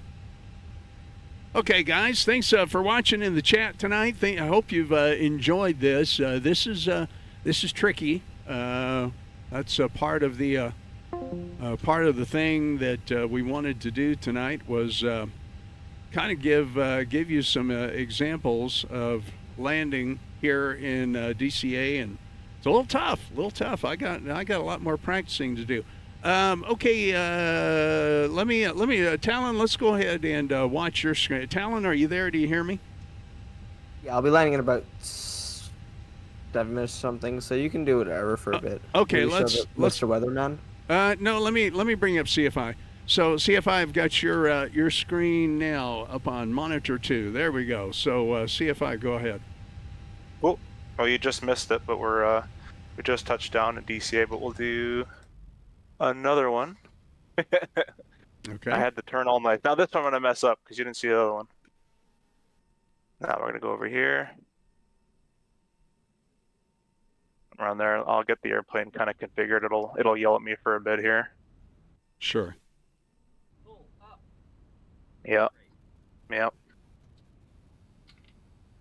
And I'll start myself a little bit further back. I don't have that replay function, so I kind of got to do it manually. We're starting at 5 miles, so we're looking at 1,500 feet. We're a little low, so I'll kind of just level off for a little bit, and I'll get the auto throttle working here.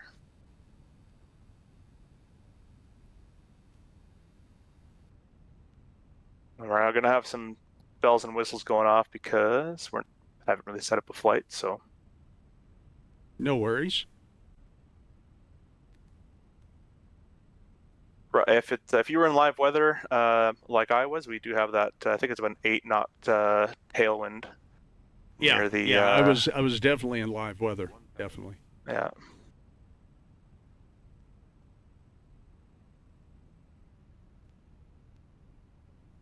And the Airbus, especially the Fenix, it does have a bit of a floaty thing to it. It gets in that ground effect and it'll float. So yeah, it's pretty normal to see the float. Now I tell you, I am going to continue to practice this in my, and I'm going to go ahead and switch configuration over to Boeing. Yes, from the start, I got a bit low there, but we'll hold it off a bit. Okay. Pappy's coming into sight. Now, this is DCA by Drewski, I think. So he has the 4-style Pappy lights. I got 1 white, 1 red right now. So I'm not descending at 700 a minute, maybe about 400 a minute, keeping it descending. But there's the 2 white, 2 red. So now I can go back into that 3-degree descent, which is about 700 a minute. Roughly. There's 1 white again. So just kind of playing the game.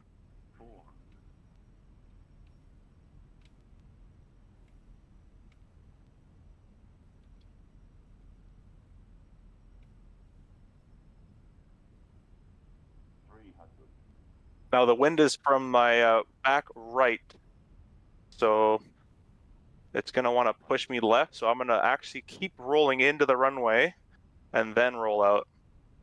That's part of the reason that I was drifting so far left, wasn't it? Yeah. Yeah. 50, 40, 30, 20, retard. Fix the nose a little bit. Too late. And then you'd apply reverse, and then I'm just going to restart myself. Well, very So good. that's kind of where you roughly want to be touching down. Right.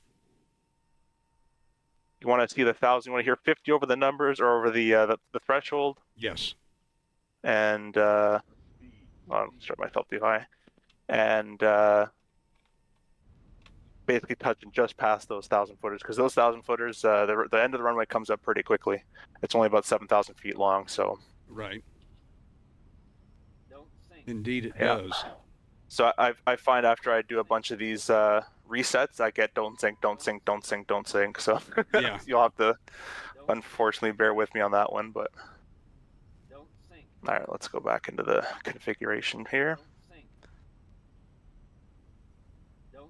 But just that last turn, you can kind of take a peek at this wind indicator, and it's going to be pushing left. So I'm not going to roll level when I'm center of the runway. I'm going to roll level when I'm pointing to the right of the runway, because it's going to auto adjust me for that wind. Okay.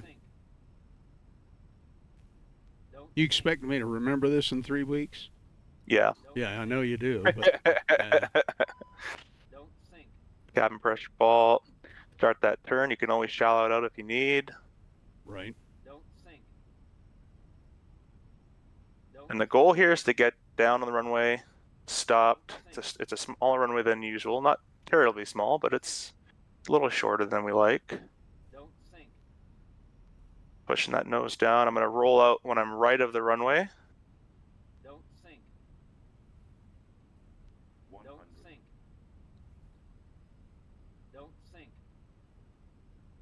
40, 30, 20, retard. Fix the nose, touch, right? Yep. And then you can keep, apply brake, whatever you want. So that's kind of what it looks like. That's very good. And then I can go to Boeing as well, but I've been trying to fix, this is actually off topic, I've been trying to fix the stutter issue. So if anyone in chat knows, if you move your views and you have 90 FPS, for some reason it stutters, give me an answer. But I've tried planar cache, drivers, reinstall, blah, blah, blah. Have you tried? Gen? I do. Have you tried my Easy Gamer? Yeah, I did that one too. No, nothing changed. The frames are high. I'm getting 80s to 90s, but whenever I move my view, there's a stutter there. It's a micro stutter, and I don't know why it happens. It didn't happen before. What does it go down to? I don't know frames. It's okay. like you can see the screen freeze, and then it shows the cockpit. I don't know. This kind of changed a little bit for me. It could be a little bit of motion blur, but yeah, it's probably an issue with the sim. Yeah, my motion blur's off for me. Yeah, I've the hardest used part that, about flying the sim is actually understanding the simulator itself. Yeah, it is. So sometimes, Talon, are you ready to show us something there? Yeah, I'm just about to turn base here if you want to tune on in. Okay. Why don't you make it daytime to where we can see things a little better? All right. Here, we'll go for a little sunset. Well, yeah. Well, do what you want. Are you live streaming now or just flying? I am on Discord right now. Yeah, so I'm streaming on Discord. Okay. Show us an outside view of that aircraft. Nice.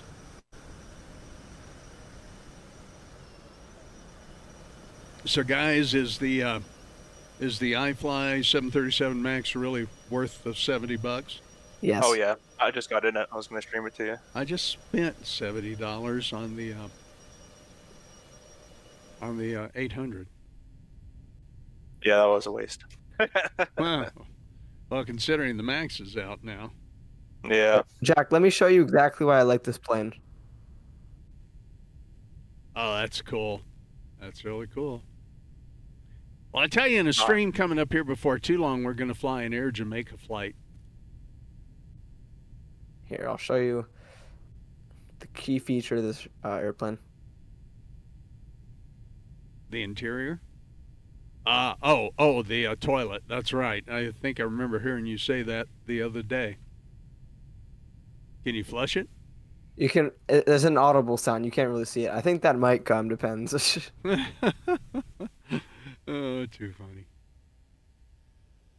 Anyways, let's focus on getting this guy down to Ottawa. Other than the cabin part, I just love the simulation of it. Yeah, the sounds as well. I mean, I use the headphone simulation, but still the sounds are great. Yeah. Howdy doody, guys. What's up? Hello. Hey, Redneck. Up, Welcome. Mr. Redneck in the house in the voice chat. Yeah, welcome. Good to hear you tonight. I've almost got the 737-800 set up on the runway. Again, there's CFI, and we're going to give this another time or two in that, and then I think we'll close out the stream for tonight. Redneck, what's going on in your neck of the woods, my friend? I just landed in Keflavik. I'll share my screen for my landing replay here in a second when I get parked up. Yeah, let us know when you're ready. We're watching Talon. How far are you from landing at the moment? Yeah, I'd say about just under 5 minutes here because we're just turning base right now. Okay. But, yeah. Oh, I love my 737-800, though. Yeah, but, you'll start to lose a little bit of interest once you get this beauty. Well, I think. I imagine it might. Of course, I'll never get back in Colorado 1 in the 700, will I? you'll get back one day. No, don't worry. Because the thing with Southwest is that they fly their Maxes pretty much everywhere. They fly their 700s and all that, Yeah. except for true. Hawaii, obviously. Yeah, true. All right, I got my landing replay up, Jack. Okay, let's do that real quick. Talon, keep me up to date, Talon, on how you're coming in, but let's watch Redneck's landing here. And where are you landing, Redneck? Where are we? Keflavik, Iceland. You fly with Oh. owls? No. He canceled the Boston thing, and I said I still want to do the Boston thing, so. Okay. Do you fly Boston to Keflavik? Mhm. Nice, and what? 752. Beauty. Was he This gonna was, fly it in the Max? I don't know. This was negative 153. I was right on the markers, too. Very good. Very good. Let's see. I'm gonna go find. I'm in the. I've got the Boeing 800 almost ready to go. Yep, Major Mark says hello. Hey, Major Mark, welcome, guys. Of course, too. I don't have it. You know what? I don't have it in this screen. Doggone it! But I do have. The fact that and I haven't really talked about it tonight. I am sorry. But don't forget the World Flight 2024 coming up. And that's, of course, going to be happening November 6th November 2nd through the 9th. They're going to start in Sydney, Australia, fly around the world. And, man, really, really looking forward to that special event. It's going to be absolutely amazing. And our good buddies Mickey Mike, CST Gaming, Major Mark, of course, are going to be there. Fires is in the house now. Hey, guys, welcome. Good to have you. Appreciate you checking in here tonight. We've been doing some landing training with YourSimCFI, and have been having a really good time. With that. Okay, and we're watching you come in where? Again, let's see. Redneck, is that you? There? No. Okay, who are we watching fly right now on the 737? That's got to be you. I'd presume Talons. Oh, wait a minute. If you hear airspeed low, that's me. I'm just setting my fuel in the air. Oh, okay. That's how you do it. Yeah, I'm doing the famous Wiley turn river or mountain visual one, and then go into 1.5. All right, Jack, we're coming in here just under 10 miles out. Okay, let's bring that up real quick. CFI, I'm going to go ahead and pop Talon up here. Sure, all good. Okay, you're 10 miles out on approach. So CFI, talk Talon in there. Give us a rundown on the hoedown with Talon there. Sure. Yeah, you let me know what you see, and then I'll let you know what I see, if I see anything. 2,500. I don't know why approach mode is not illuminated. Should it be? With the it probably should be glide slope capture and ILS. Oh. Yeah, are you seeing glide slope and capture on your PFD? Yeah, we're flight coming directors in, but yeah, we're all coming in. It's just the approach mode's not going. Well, it worked on your FMA. You have your loc and glide slope captured, so you know it's working at least. Yeah. CFI, that by the way, that turn you made a bit late. You see that road off to the right? Which one? The big long one that kind of yeah, that This one? Yeah, that's the one that they usually follow. That's fly like over? Okay. Yeah. I've been taking it in tight then. Let me go back.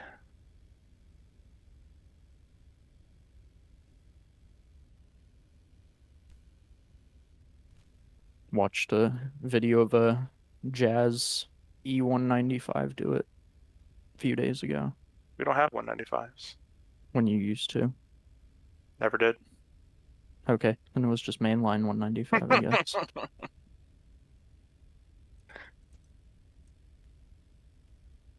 It's gonna be a close one here. We got another aircraft coming on. He's kind of on a shorter.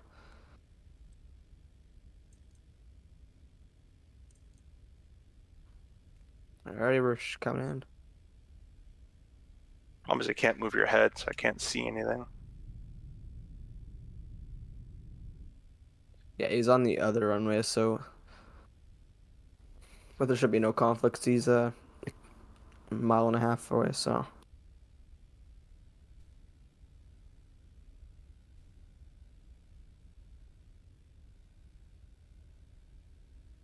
Hey, by the way, guys, just to let you know that in my sim, I've got the 737-800. Oh, geez, look at him. Can you guys see this? 1,000. Oh, there he is. Oh, it's gonna be a close one. Nah, he's good. He's rolling. Can you guys see that, Jack? Yeah. It's gonna be nice.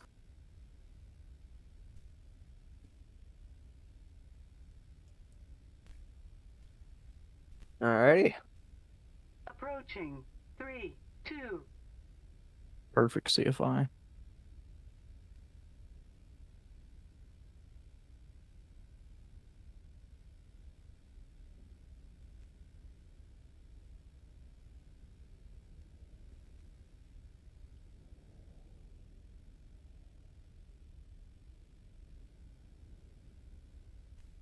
Alan's here.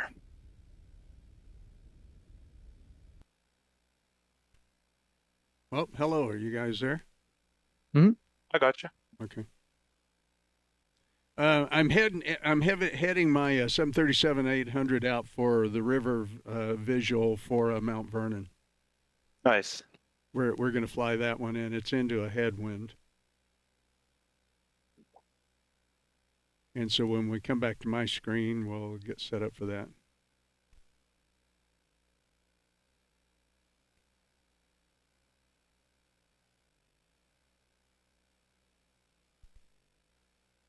Think you brought her in there, Talon. Perfect. Good landing, Talon. Nice. I'm gonna head out and go play some COD. I think I'll see you gents. Redneck, thanks later. for being here, man. Thanks for coming in. Down. Good to No hear you, problem. brother. I'll see you around. Okay, take care. Later. All right. Well, very good, All right. Talon. Nicely done. Nicely done. Let's see. I need to get a couple of things turned back on here. What do you guys think about that? That was good. Very nice. What about you, CFI? You see it? Yeah, looked good. A little bit of wing correction near the end, but the flare was nice. Okay, guys, I'm going to bring you back over to the other Discord here, and we're going to get... got my Boeing in the air. Kind of rocking back and forth a little bit here, because we're going to get ready to turn back and using the United Star Wars. Why is she rocking back and forth like this? That is crazy. All right, I got to get you guys switched over to the other Discord, so let me bring that back. Yeah, I don't know what's going on. Why am I getting all the fun stuff here tonight? Come on, airplane. Straighten out here. Okay, let's get the heading select on. All right, now I think we're configured. All right, let me get back over to this. Okay, there we go. Are you guys here with me? Yeah, hear us? Yeah, I got you. Okay, there we go. There's my screen currently. All right, now I've got to get my position and figure out just where the heck I am. And we'll go back and we'll do the river visual for Mount Vernon, maybe a time or two, and then we'll call it a night. I think this has been fun, and CFI, my good friend, Talon, my good friend, I appreciate you guys being here tonight. Doing things a little differently, just doing some flight training basically. Once again, November 2nd through November 9th, guys, World Flight 2024 with our good friends Mickey Mike, CST Gaming. Major Mark is in here. Really appreciate Major Mark stopping by. All right, so we are at 3,000 feet. And I know I'm heading away from the airport at the moment, so I'm going to have to make a turn back. And we're going to head back to Washington. So let's see, we're on a 189 heading, so we're going to come back around Essentially a 360 for the moment. Or maybe 009. That'll put us back, heading back towards the airport where we would like to be. Let's dial our speed up here just a little bit more. And since this is going to be the river visual, I'm not going to worry too terribly much about anything except, so let's get back in here and look at Chart Fox CFI. For sure. And I will be, you'll be so happy that I will finally be getting a Navigraph subscription. Nice. Yeah, you'll love it. Jefferson charts are awesome too. Okay, so we're going to do the river visual. Let's see, for runway 01. Okay, so here we go. We're going to essentially follow the river on down. And you know what? We need to set up the frequencies again for the DME. Yeah, 1110. Hey, I actually know how to do this radio. Or this aircraft. So 111.0. There we go. And we're about 19 miles out at the moment. We're at 3,000 feet.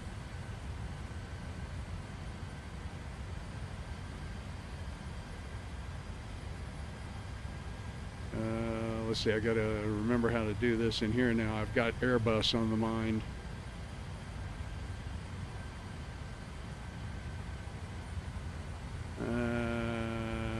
Via 2, okay. No, you know what? Okay, how do you...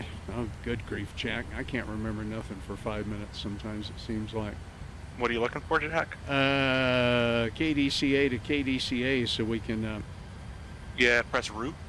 Oh, that's right. Route, okay. KDCA. KDCA. Okay, now we're going to go to arrival. And we're essentially going to be using the ILS for 01. Oh, this has ILS. Well, that makes it too easy, doesn't it?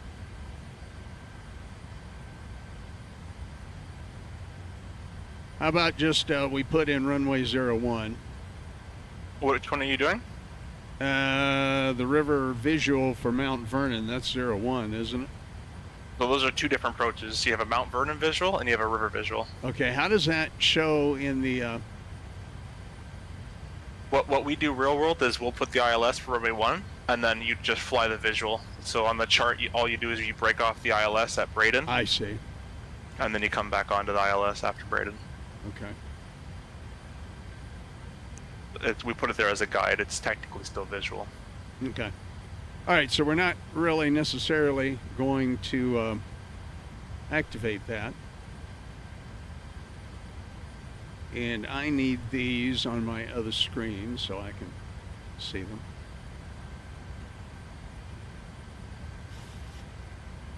Okay, so basically the same rule of thumb here, except we're going to fly the river.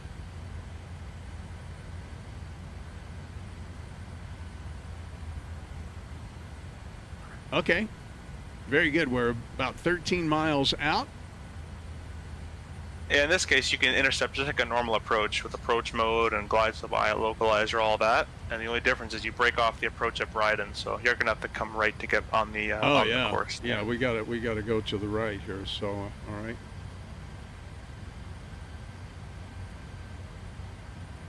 And we'll intercept.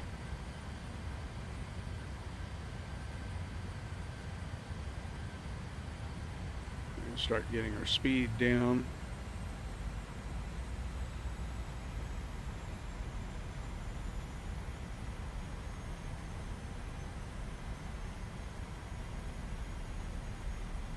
Okay, we can also use the VOR lock to initial onto it, and then we can engage the autopilot. Yeah, you can just click approach. Yeah. Approach will do both for you. There's no real need to individually cycle it. Okay, for some reason, I click on it, I hit approach, and it's not activating. Let's see, what do we have out of whack here? Right flight director. Yeah, that's Yeah. it. Okay. Approach. Nope. Still nothing? Turn them both off and turn them back on. Left flight director wise. Oh, you know what? I am running out of gas. Oh, my God. Oh. Oh, boy. Well, we may not be able to do this. Jeez. Oh, come on. Really? Load her up. Load her up. I don't think that's going to work.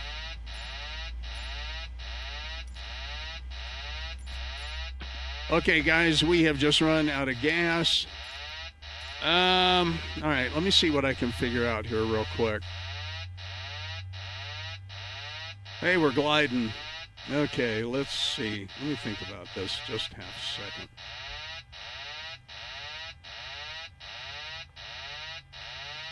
If I can do it before we crash, right? PMDG setup, state panel load, approach. Nothing to see Yeah, here. it's not gonna let me do it. It's we're okay, guys. You know what? We're gonna land in the river. We're gonna do a sully here. Our engines are down. You know what? We need our APU on so that we can have control over stuff. Let's see if we can do this. Let's see what happens here. Pulling me into DCA. You know what? We're doing a sully here. We're going to land into the river. We've hit birds. They've turned the engines off. I've got the APU on. I don't think we're going to have enough airspeed. We don't have nearly enough airspeed. To do what? Let's see if I can get the airspeed up in time. Nah. You're rivering it. But Yeah. you might just want to pause before that happens. I think here, Jack, what you should do is you should dive it down to collect actual airspeed that you can fly. Yeah, that's what I was trying to You're do. going down. it won't work. Yeah, I guess you're too low. Well, let's see here. Let's I see know what- he can't make it, but he can definitely keep himself. You'll get further in the river. Yeah, he can get himself get closer to the coast. Mayday, mayday, Yeah. mayday. Let's see what happens. Just don't stall the nose. For reference to height, look at the coastline. Do not look at the water. Yeah. No, that's. I don't know.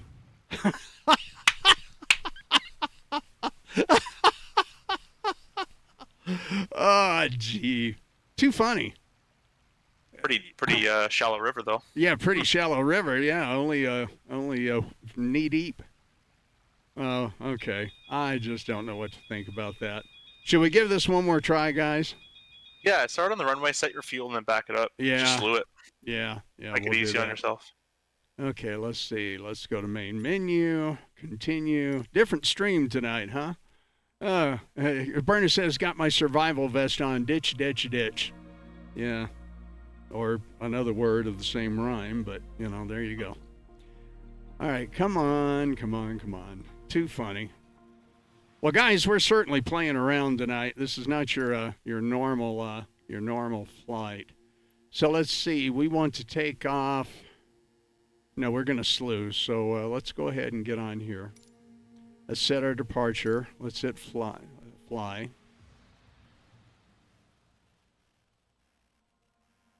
We'll shoot one approach. Actually, if I put it in approach mode, it should give me enough fuel for two or three landings here, CFI. So we can play with this and see. And we're gonna make it daytime. By the way, I did download the free scenery for this and the other airport, IAD. And I think it actually looks pretty decent. Okay, we're going to do this.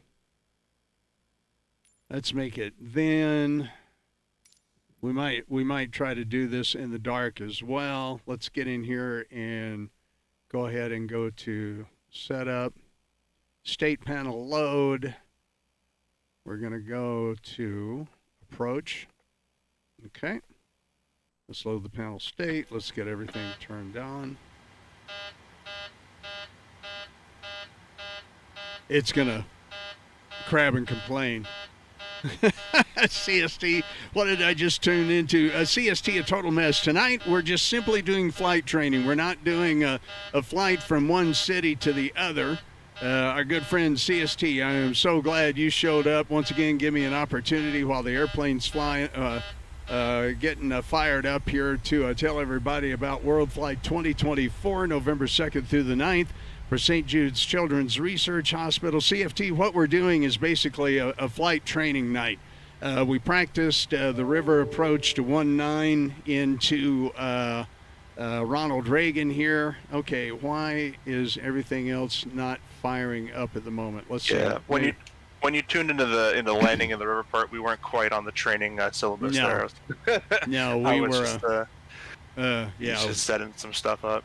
Yeah, we were definitely. Oh, final. Let's go final, and let's see if this will. I'll clarify that. Let's give the airplane a minute here to set back up, and hopefully everything turned on. If not, this is going to be probably the end of the stream tonight. But yeah, CST, honestly, we're just screwing around tonight, man. We're doing flight training. Go back and watch some of the stuff in the beginning with YourSimCFI. Talon's Aviation was here. Redneck was in a little bit earlier, and we're kind of sort of just having a little bit of fun. The airplane's finally coming to life there, CFI, and doing something just a little bit different tonight.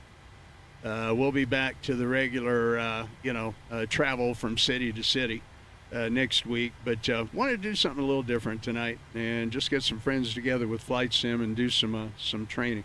Okay, so CFI, what we're going to do is we're going to go ahead and set flaps full, and they already are. Auto brake is set. Set your fuel before you go. Yeah, we'll set the fuel. I can go down into the FMC and fuel total kilograms. Let's just go ahead and make that 1,800. We're not probably going to need quite that much, but no, let's give it 2,000. We probably won't. And you doing the River Visual again, or the Mount Vernon? Yeah, we'll do. We're set up on Mount Vernon, so we'll do Mount Vernon. Okay. Just to do something different. We've kind of already, got that more or less ready. Let's see, the nav 1 and nav 2, we need 111.0. So we'll get those in the radios there. Okay, and nav 2, 111.0. Okay. CFI, I've been doing, or CST. CST, I've got too many acronyms in here tonight. Yeah. I've been doing an awful lot of off-stream practicing. I got to get my camera mount is screwy tonight too. So let's go ahead and get her up to speed, and then we'll just go ahead and slew ourselves way on back. And actually, one more thing, I need this, and I need this. Okay.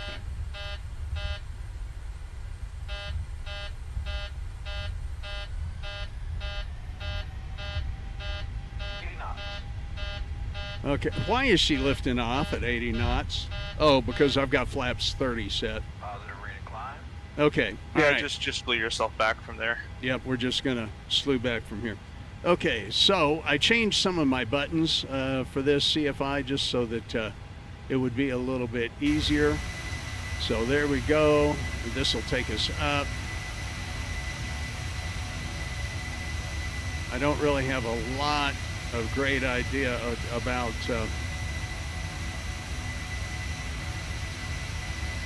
okay, so let's see, looking on my map here. Let's see, where's the airport? All right. So we're going to fly the river visual in here, okay? We're at about 3,800 feet. We need to get in and set the radios for the... Well, no, I should have the radios set for the DME, but we'll turn on. Let's go ahead and get... We're going to have to get back in the cockpit here. Okay, so we want to turn the VORs on this one. Yeah, well, it's an ILS, so just set up the approach and I would have done all that on the ground as well. Yeah. All right. Well, you know what? I'm just going to hand fly this one in as best I can. So we're going to get this down. We're going to get our speed down. I'm actually watching myself on a map here too. So let's see. Okay. Let's see if I can make this happen. And I think your fuel reset as well to the old figure. Or it didn't take. Well, you know what? We're just going to do this the best we can tonight. We can reset the radios and try it one more time when we get in there. So right now, I'm just doing a visual with landmarks, but I've got the river in sight. Let's go ahead and set the trim up a little bit. Okay, and we'll go to this camera. Get a good descent rate going here.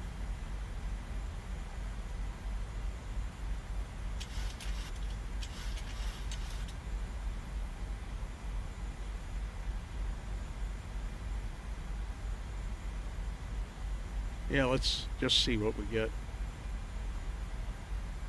Okay, speed and everything is fine. I'm going to hold this descent and see what we get.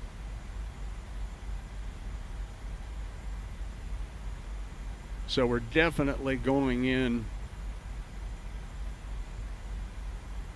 with no flight directors.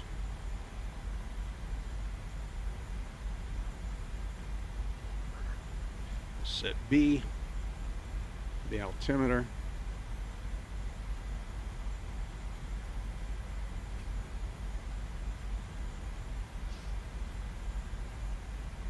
Okay, I think I visually have the airport out there, so I'm going to try to hold this descent rate. This descent rate's looking pretty good.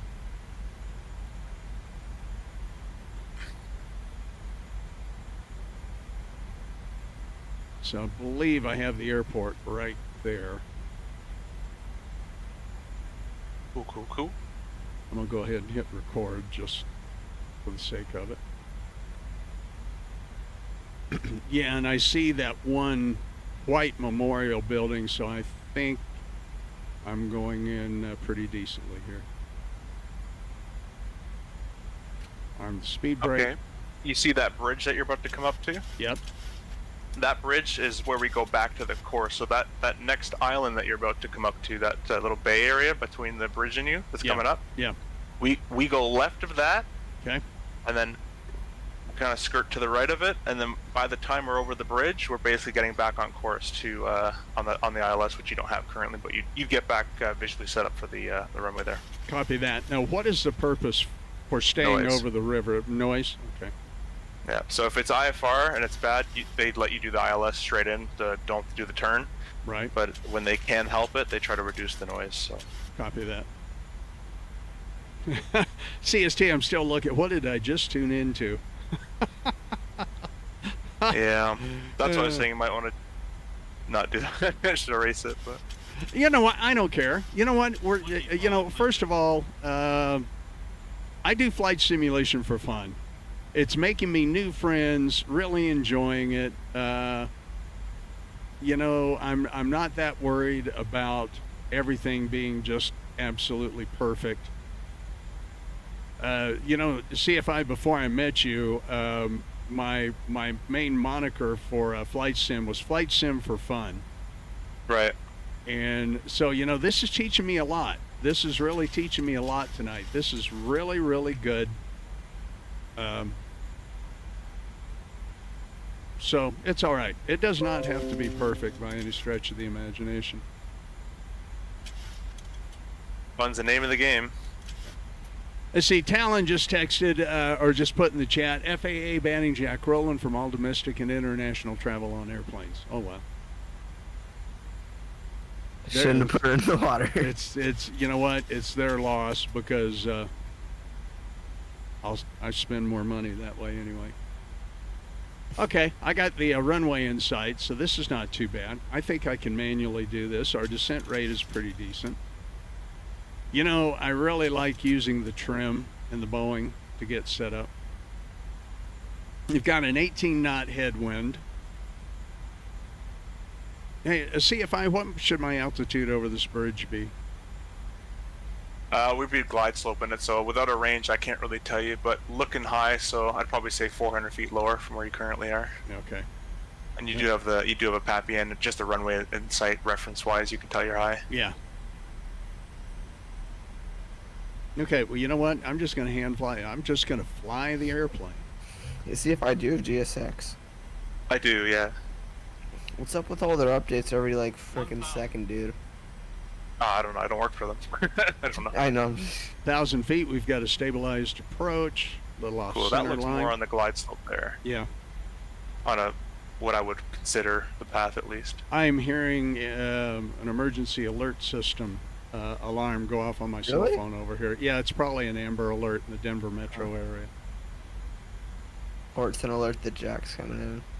And so take a note right now. Your nose is left of center line, which is fine. But once you get over that runway, you're going to add that right rudder. Yep. Correct, with left aileron. Yeah, because I've got an 8 knot crosswind left, at yeah. 340 just off. So the you're left gonna do power, flare, rudder is the last thing, about 10 feet, just before you touch. Yep. 300. Just push that nose to those 1,000 footers. Yep. That's what I'm aiming for. 200.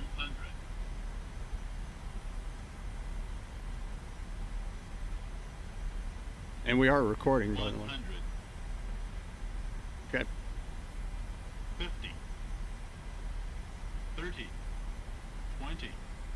10. Rudder. No rudder. No, not till too late. However, Yeah. we can go back and replay this. That's fine. Okay. I'm going to hit that. I'm going to hit that. I'm going to hit that. And we'll do it one more time. One more time tonight, guys. Everything looked good, maybe a tiny firm, but that's fine. It's short. But then again, you hear that 10 marker. If you haven't done already, that 10 foot is your reminder to get that rudder. To get that rudder in, right. 30 power, 20 flare, 10 rudder. Yeah, that was minus 302. Yeah, I watch a lot of people from flight instructing and people in flight sim, and they're always landing crooked. And I think we've had the discussion before where Yes. you see people flying maybe incorrectly, and they're new to the sim. Yeah. How simmers react to new people, or not new people, but how simmers react to like the Xbox crowd type of thing. It's not real simulation, that kind of thing. That's how I react to those crooked landings. It's an eyesore to me. It's So CFI. I'm not sure if you know. Do you know about the FPS 4 tool? no. Yeah. So it's this new. It's really popular already, and it's been out for like a week or something on FS and it's meant to help with frames, and it clears like all of the Microsoft Flight Simulator caches and store and stuff, and everything that could kind of take away from performance and all that. And it could do with stuttering, because that's what cache can do. So if you want, I can send it over and you can. Yeah, look send it it over. up. I'll give it a try. Okay, I gave us a little more gas too because it was going short. But once again, this descent looks pretty good. We're staying to the left of the island, or to the left of the land outcropping and all the houses and everything there. So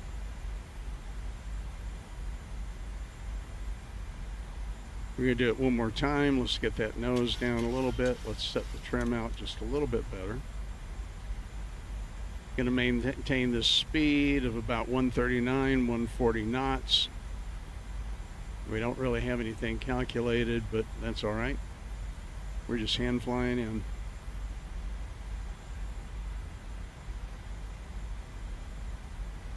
Once again, we've got a 19 knot wind, and it looks like it's shifted a little bit from the last take a one. look. Take a look at that runway, and you can say, if I keep my descent path, does it look 3 degree? Do I look high? Do I look low? Definitely look a little high at the moment. Yeah, so let's correct that before we get worse. And Yeah. you can make this is fine for now. We would kind of not aggressive, but we'd kind of take it a bit more to the right and get lined up from a bit further out instead of this kind of diagonal lining up. We want to get on center line, Okay. basically once we're past that noise. Yeah, just keep it coming down.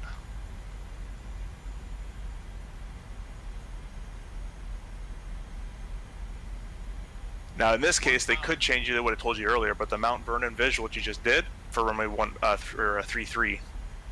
So they would have you turn right over the city and then left into our runway, which is a much shorter runway. And I can demo that later if you'd like to see one. Yeah, I would like to see one sometime, you bet. Okay, so we're a little to the right. We're coming in. I'm at about, well, I need to get down a little more.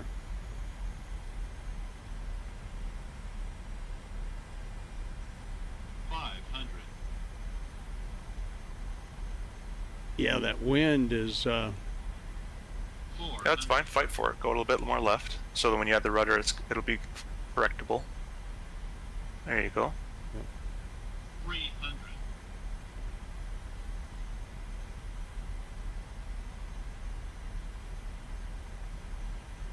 Keep that nose pointed to the markers. Yep. Yeah, a little bit down. There you go. Yeah, she lifted a little bit on me. I did a little too much on the yoke. That's fine. Yeah. Keep that nose down. Do not flare. 50. Over the threshold. 30. 20. Right rudder, left aileron.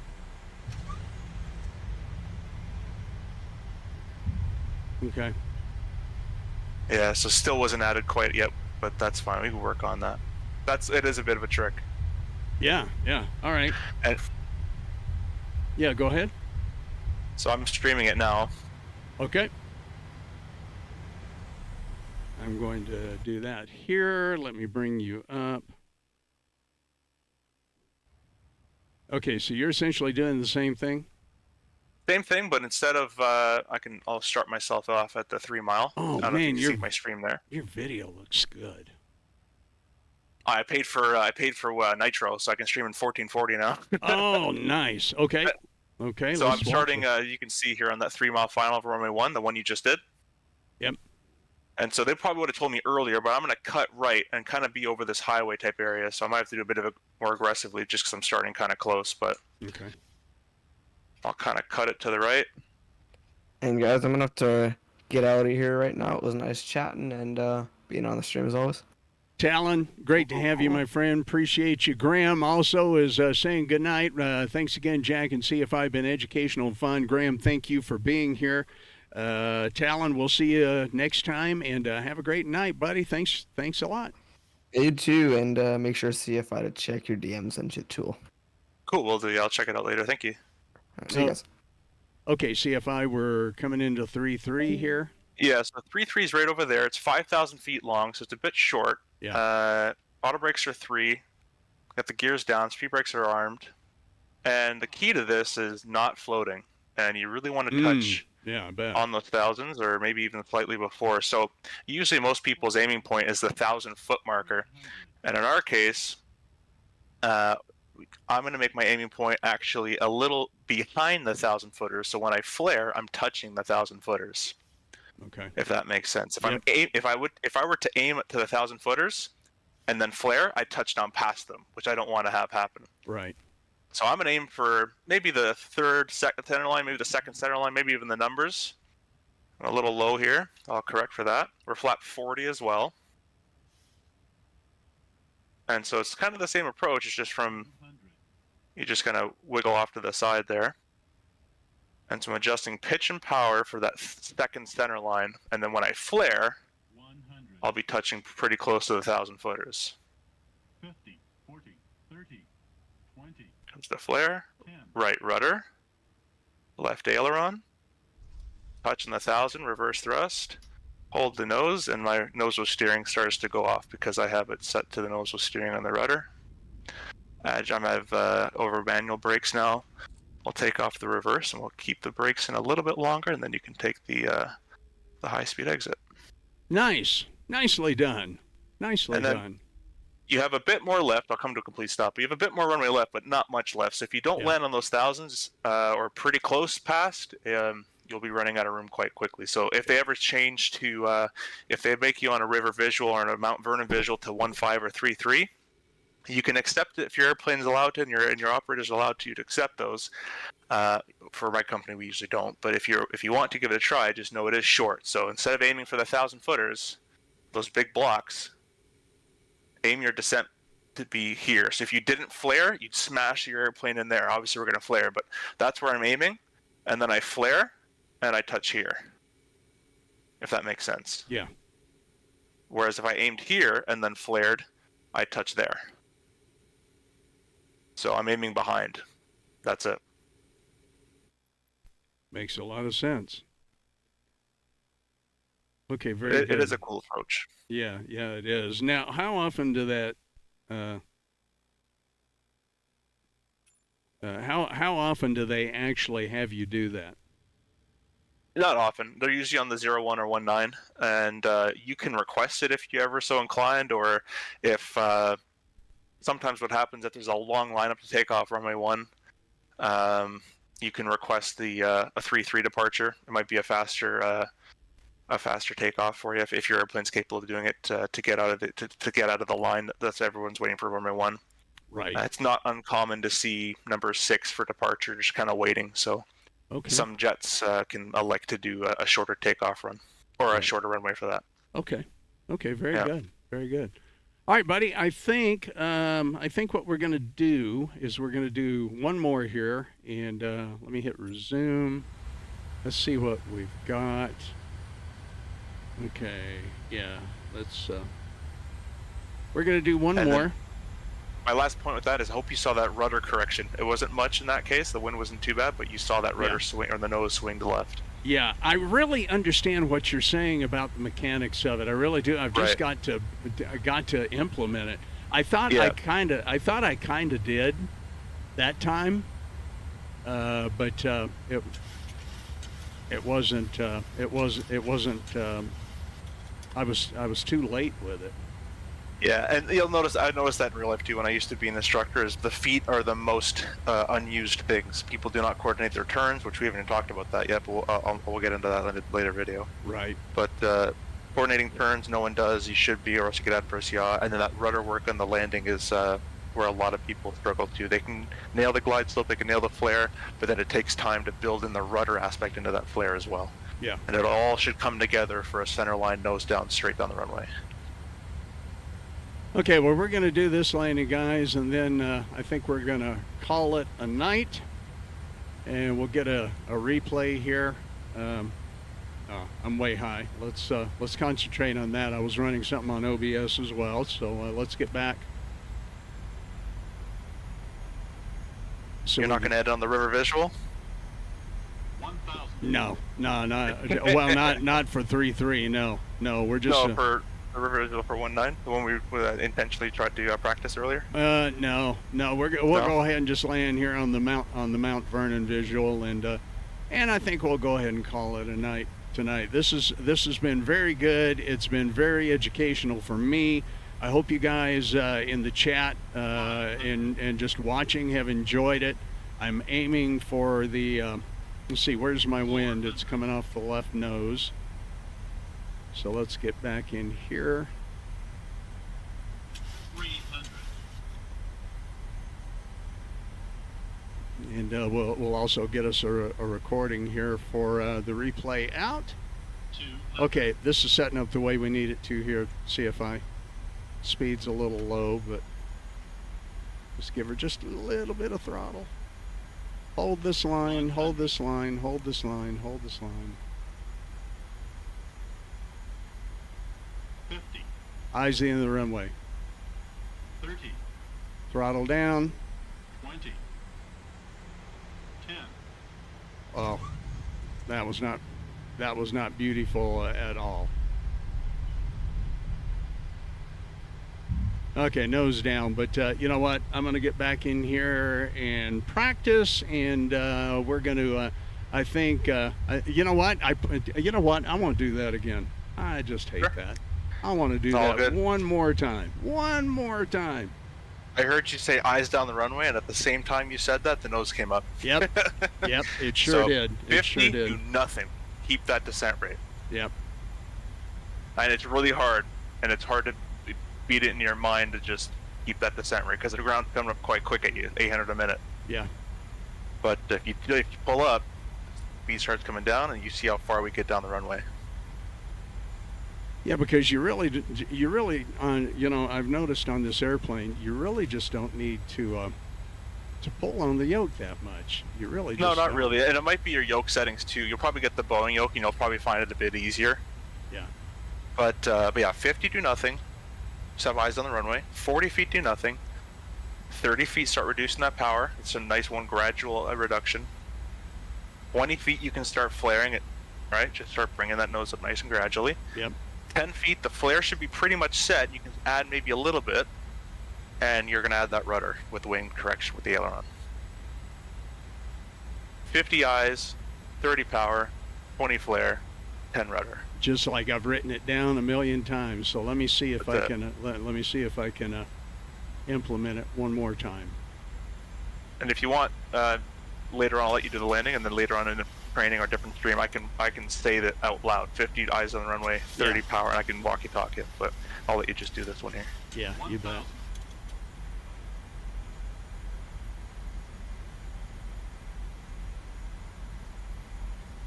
Okay, we'll just get in here tonight. Speed is good. Stabilized approach. Let's get the nose down just a little bit.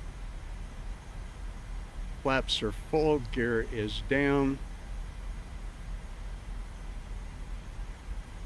Landing checklist is complete. 500.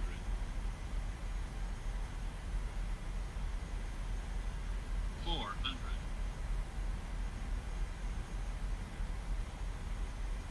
300.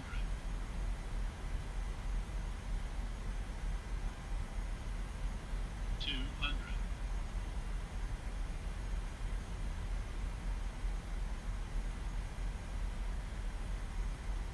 100. 50. Eyes, 30. throttle, 20. slight flare. 10. Minus 265 and on the center line. Forgot the rudder, didn't I? No, but that's fine. We'll work it in. That's the hardest part. Yep. Well, Everyone gets too focused on the touchdown rate that they forget everything else, but that's fine. It's completely normal. okay, guys. Well, good. I think we got a decent one in there. So we'll go back and do a little replay here. And let's see. Let me pause. I'm going to bring us in a little closer. We'll do our normal looking out the windows here. And after the replays, if you can give me a paused replay at 20 feet, Okay. or 50 feet actually. Well, yeah, we'll do it. We'll do it here when we set up for the final. Yeah, once you're all done. And I'll take that minus 265 any day. I'm happy with that.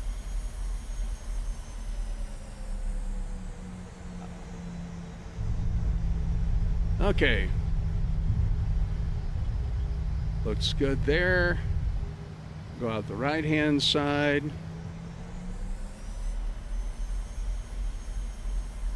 Have to admit, I really loved the visuals in the approach here. It's really, really good. Yeah, it's a beautiful area. It is. And Microsoft Flight Simulator has done a tremendous job with it. Hey, Burness, thanks so much. You particularly like my water landing. Yeah. Hey, Kills My Skills stopped in and sent a setup photo, and Mike's server wouldn't let me send it in yours since there's file limitations. Okay, KMS, we'll have to look at that, buddy. I don't know why that would be a problem, but anyway, thanks for being here. Appreciate you stopping in.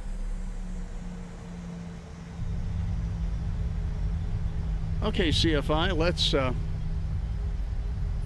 get outside the aircraft here.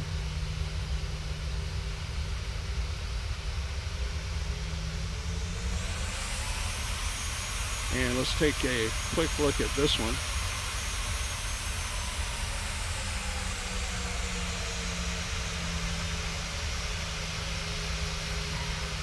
Yeah, it wasn't that smooth little touchdown, but minus 265. Okay, what do you where do you want it?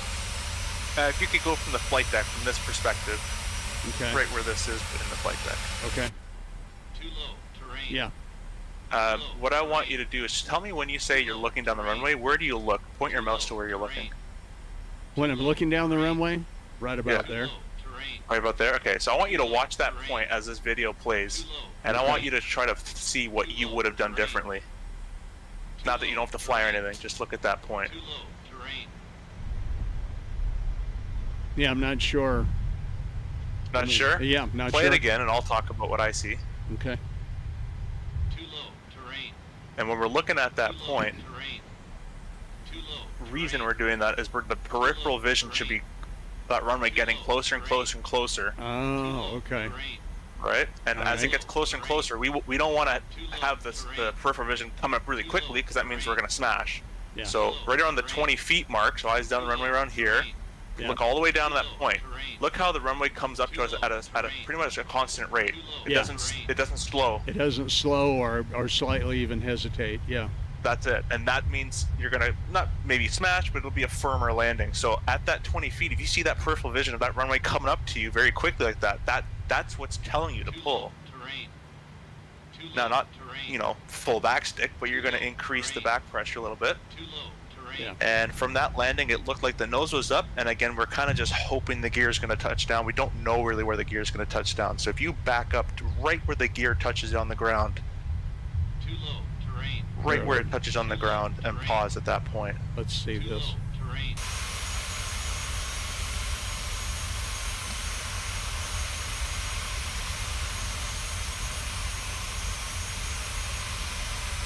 Get ready to pause. Yep. Boom. Cool. And go to the cockpit. Okay. That's how high it is. Yeah, I see. Stare at that picture for maybe on your own time, but you can do it here too. But stare at that picture for a good minute and get a picture of how high it physically looks when your gear is on the ground. Because anything before this point, you can manipulate the flight control to soften the blow a little bit. If you flare too much, you can actually we deflare sometimes, especially in the RJ, because the wheels are all the way back there. That's too long. We actually sometimes nose it forward, and that'll actually give us a softer touchdown. Right. Believe it or not, because we're bringing the tail up a little bit at the last second. So anything before this point, you can manipulate the flight controls to get yourself a bit of a softer touch. Yeah. But that perspective is what's important, and you're watching that end of the runway. That's what's guiding your flaring. That's Well, what's telling you pull up, down, yeah, pull forward, whatever. yeah. You know, I gave that slight pullback on the yoke at that point, but actually, Right. it should maybe even be just a tad more right before we get to this point. Yeah, before this point, because if you Yeah. do it just slightly before the wheels touch down, there's not really enough time for the wings to create lift at that point. You're Right. actually just going to force the tail down and the wing and the gear into the ground even harder. Too low. Terrain. Because there's not enough time for lift to actually actuate there. Yeah. But yeah, get used to how high the airplane sits, and that's any airplane. You can go to a 320, see how high that airplane sits, and get used to that airplane. They all have different sight pictures that are called. The 172 will be different than a 777, obviously. So get used to the sight pictures of the airplane you fly, and that's what's going to help the flare, and that's what's going to help you get that center line with the nice touchdown. Not every time, but more consistently. More consistently, yep, and that's what we're after. Man, I appreciate the night and the time so much. You've done such a great job. Thanks for being here. Thanks for being such a good friend, and thanks for being patient with all of us, man. You do this in the real world every day, and it really, for you to spend this time with us flight simmers, man, I think it's just wonderful. CFI, thank you so much, buddy. No worries, a pleasure. I'm a flight simmer as well. I started flight simming before flying, so Yeah. I like to give back because no one helped me. It's just YouTube and Frugal Sim, if anyone remembers that guy from a long time ago. Oh, that's awesome. Watch videos. Yeah, that's awesome. All right, Guy, I appreciate you. Thanks. We'll go ahead and I'm going to close this out here tonight. Ladies and gentlemen, thanks for being here. It's been a fun night. We've learned a lot. We've done a lot of practice. We'll continue to do that. And next week, next Wednesday, I won't be here Monday night, but next Wednesday we'll get another flight in the air, probably down in the Caribbean. We will see. Mr. Weatherman, be sure to check out him here on YouTube. Owls, Mickey D. Mike, CST Gaming, Major Mark, Fly by Mo, dear old dad, guys that I really like to talk about and promote. Talon's Aviation, of course. Appreciate him being here tonight. And I think we'll go ahead and roll the airplane back, and we'll go ahead and call it a night, man. I tell you, this has been fun. It's been educational, and we'll just keep on practicing and keep on simming. And I hopefully will see you next week with a Boeing yoke. And remember, Jesus loves you, man. And Cap'n Jack loves your show. All right? We'll see you in the next one. You take care. God bless, and good night.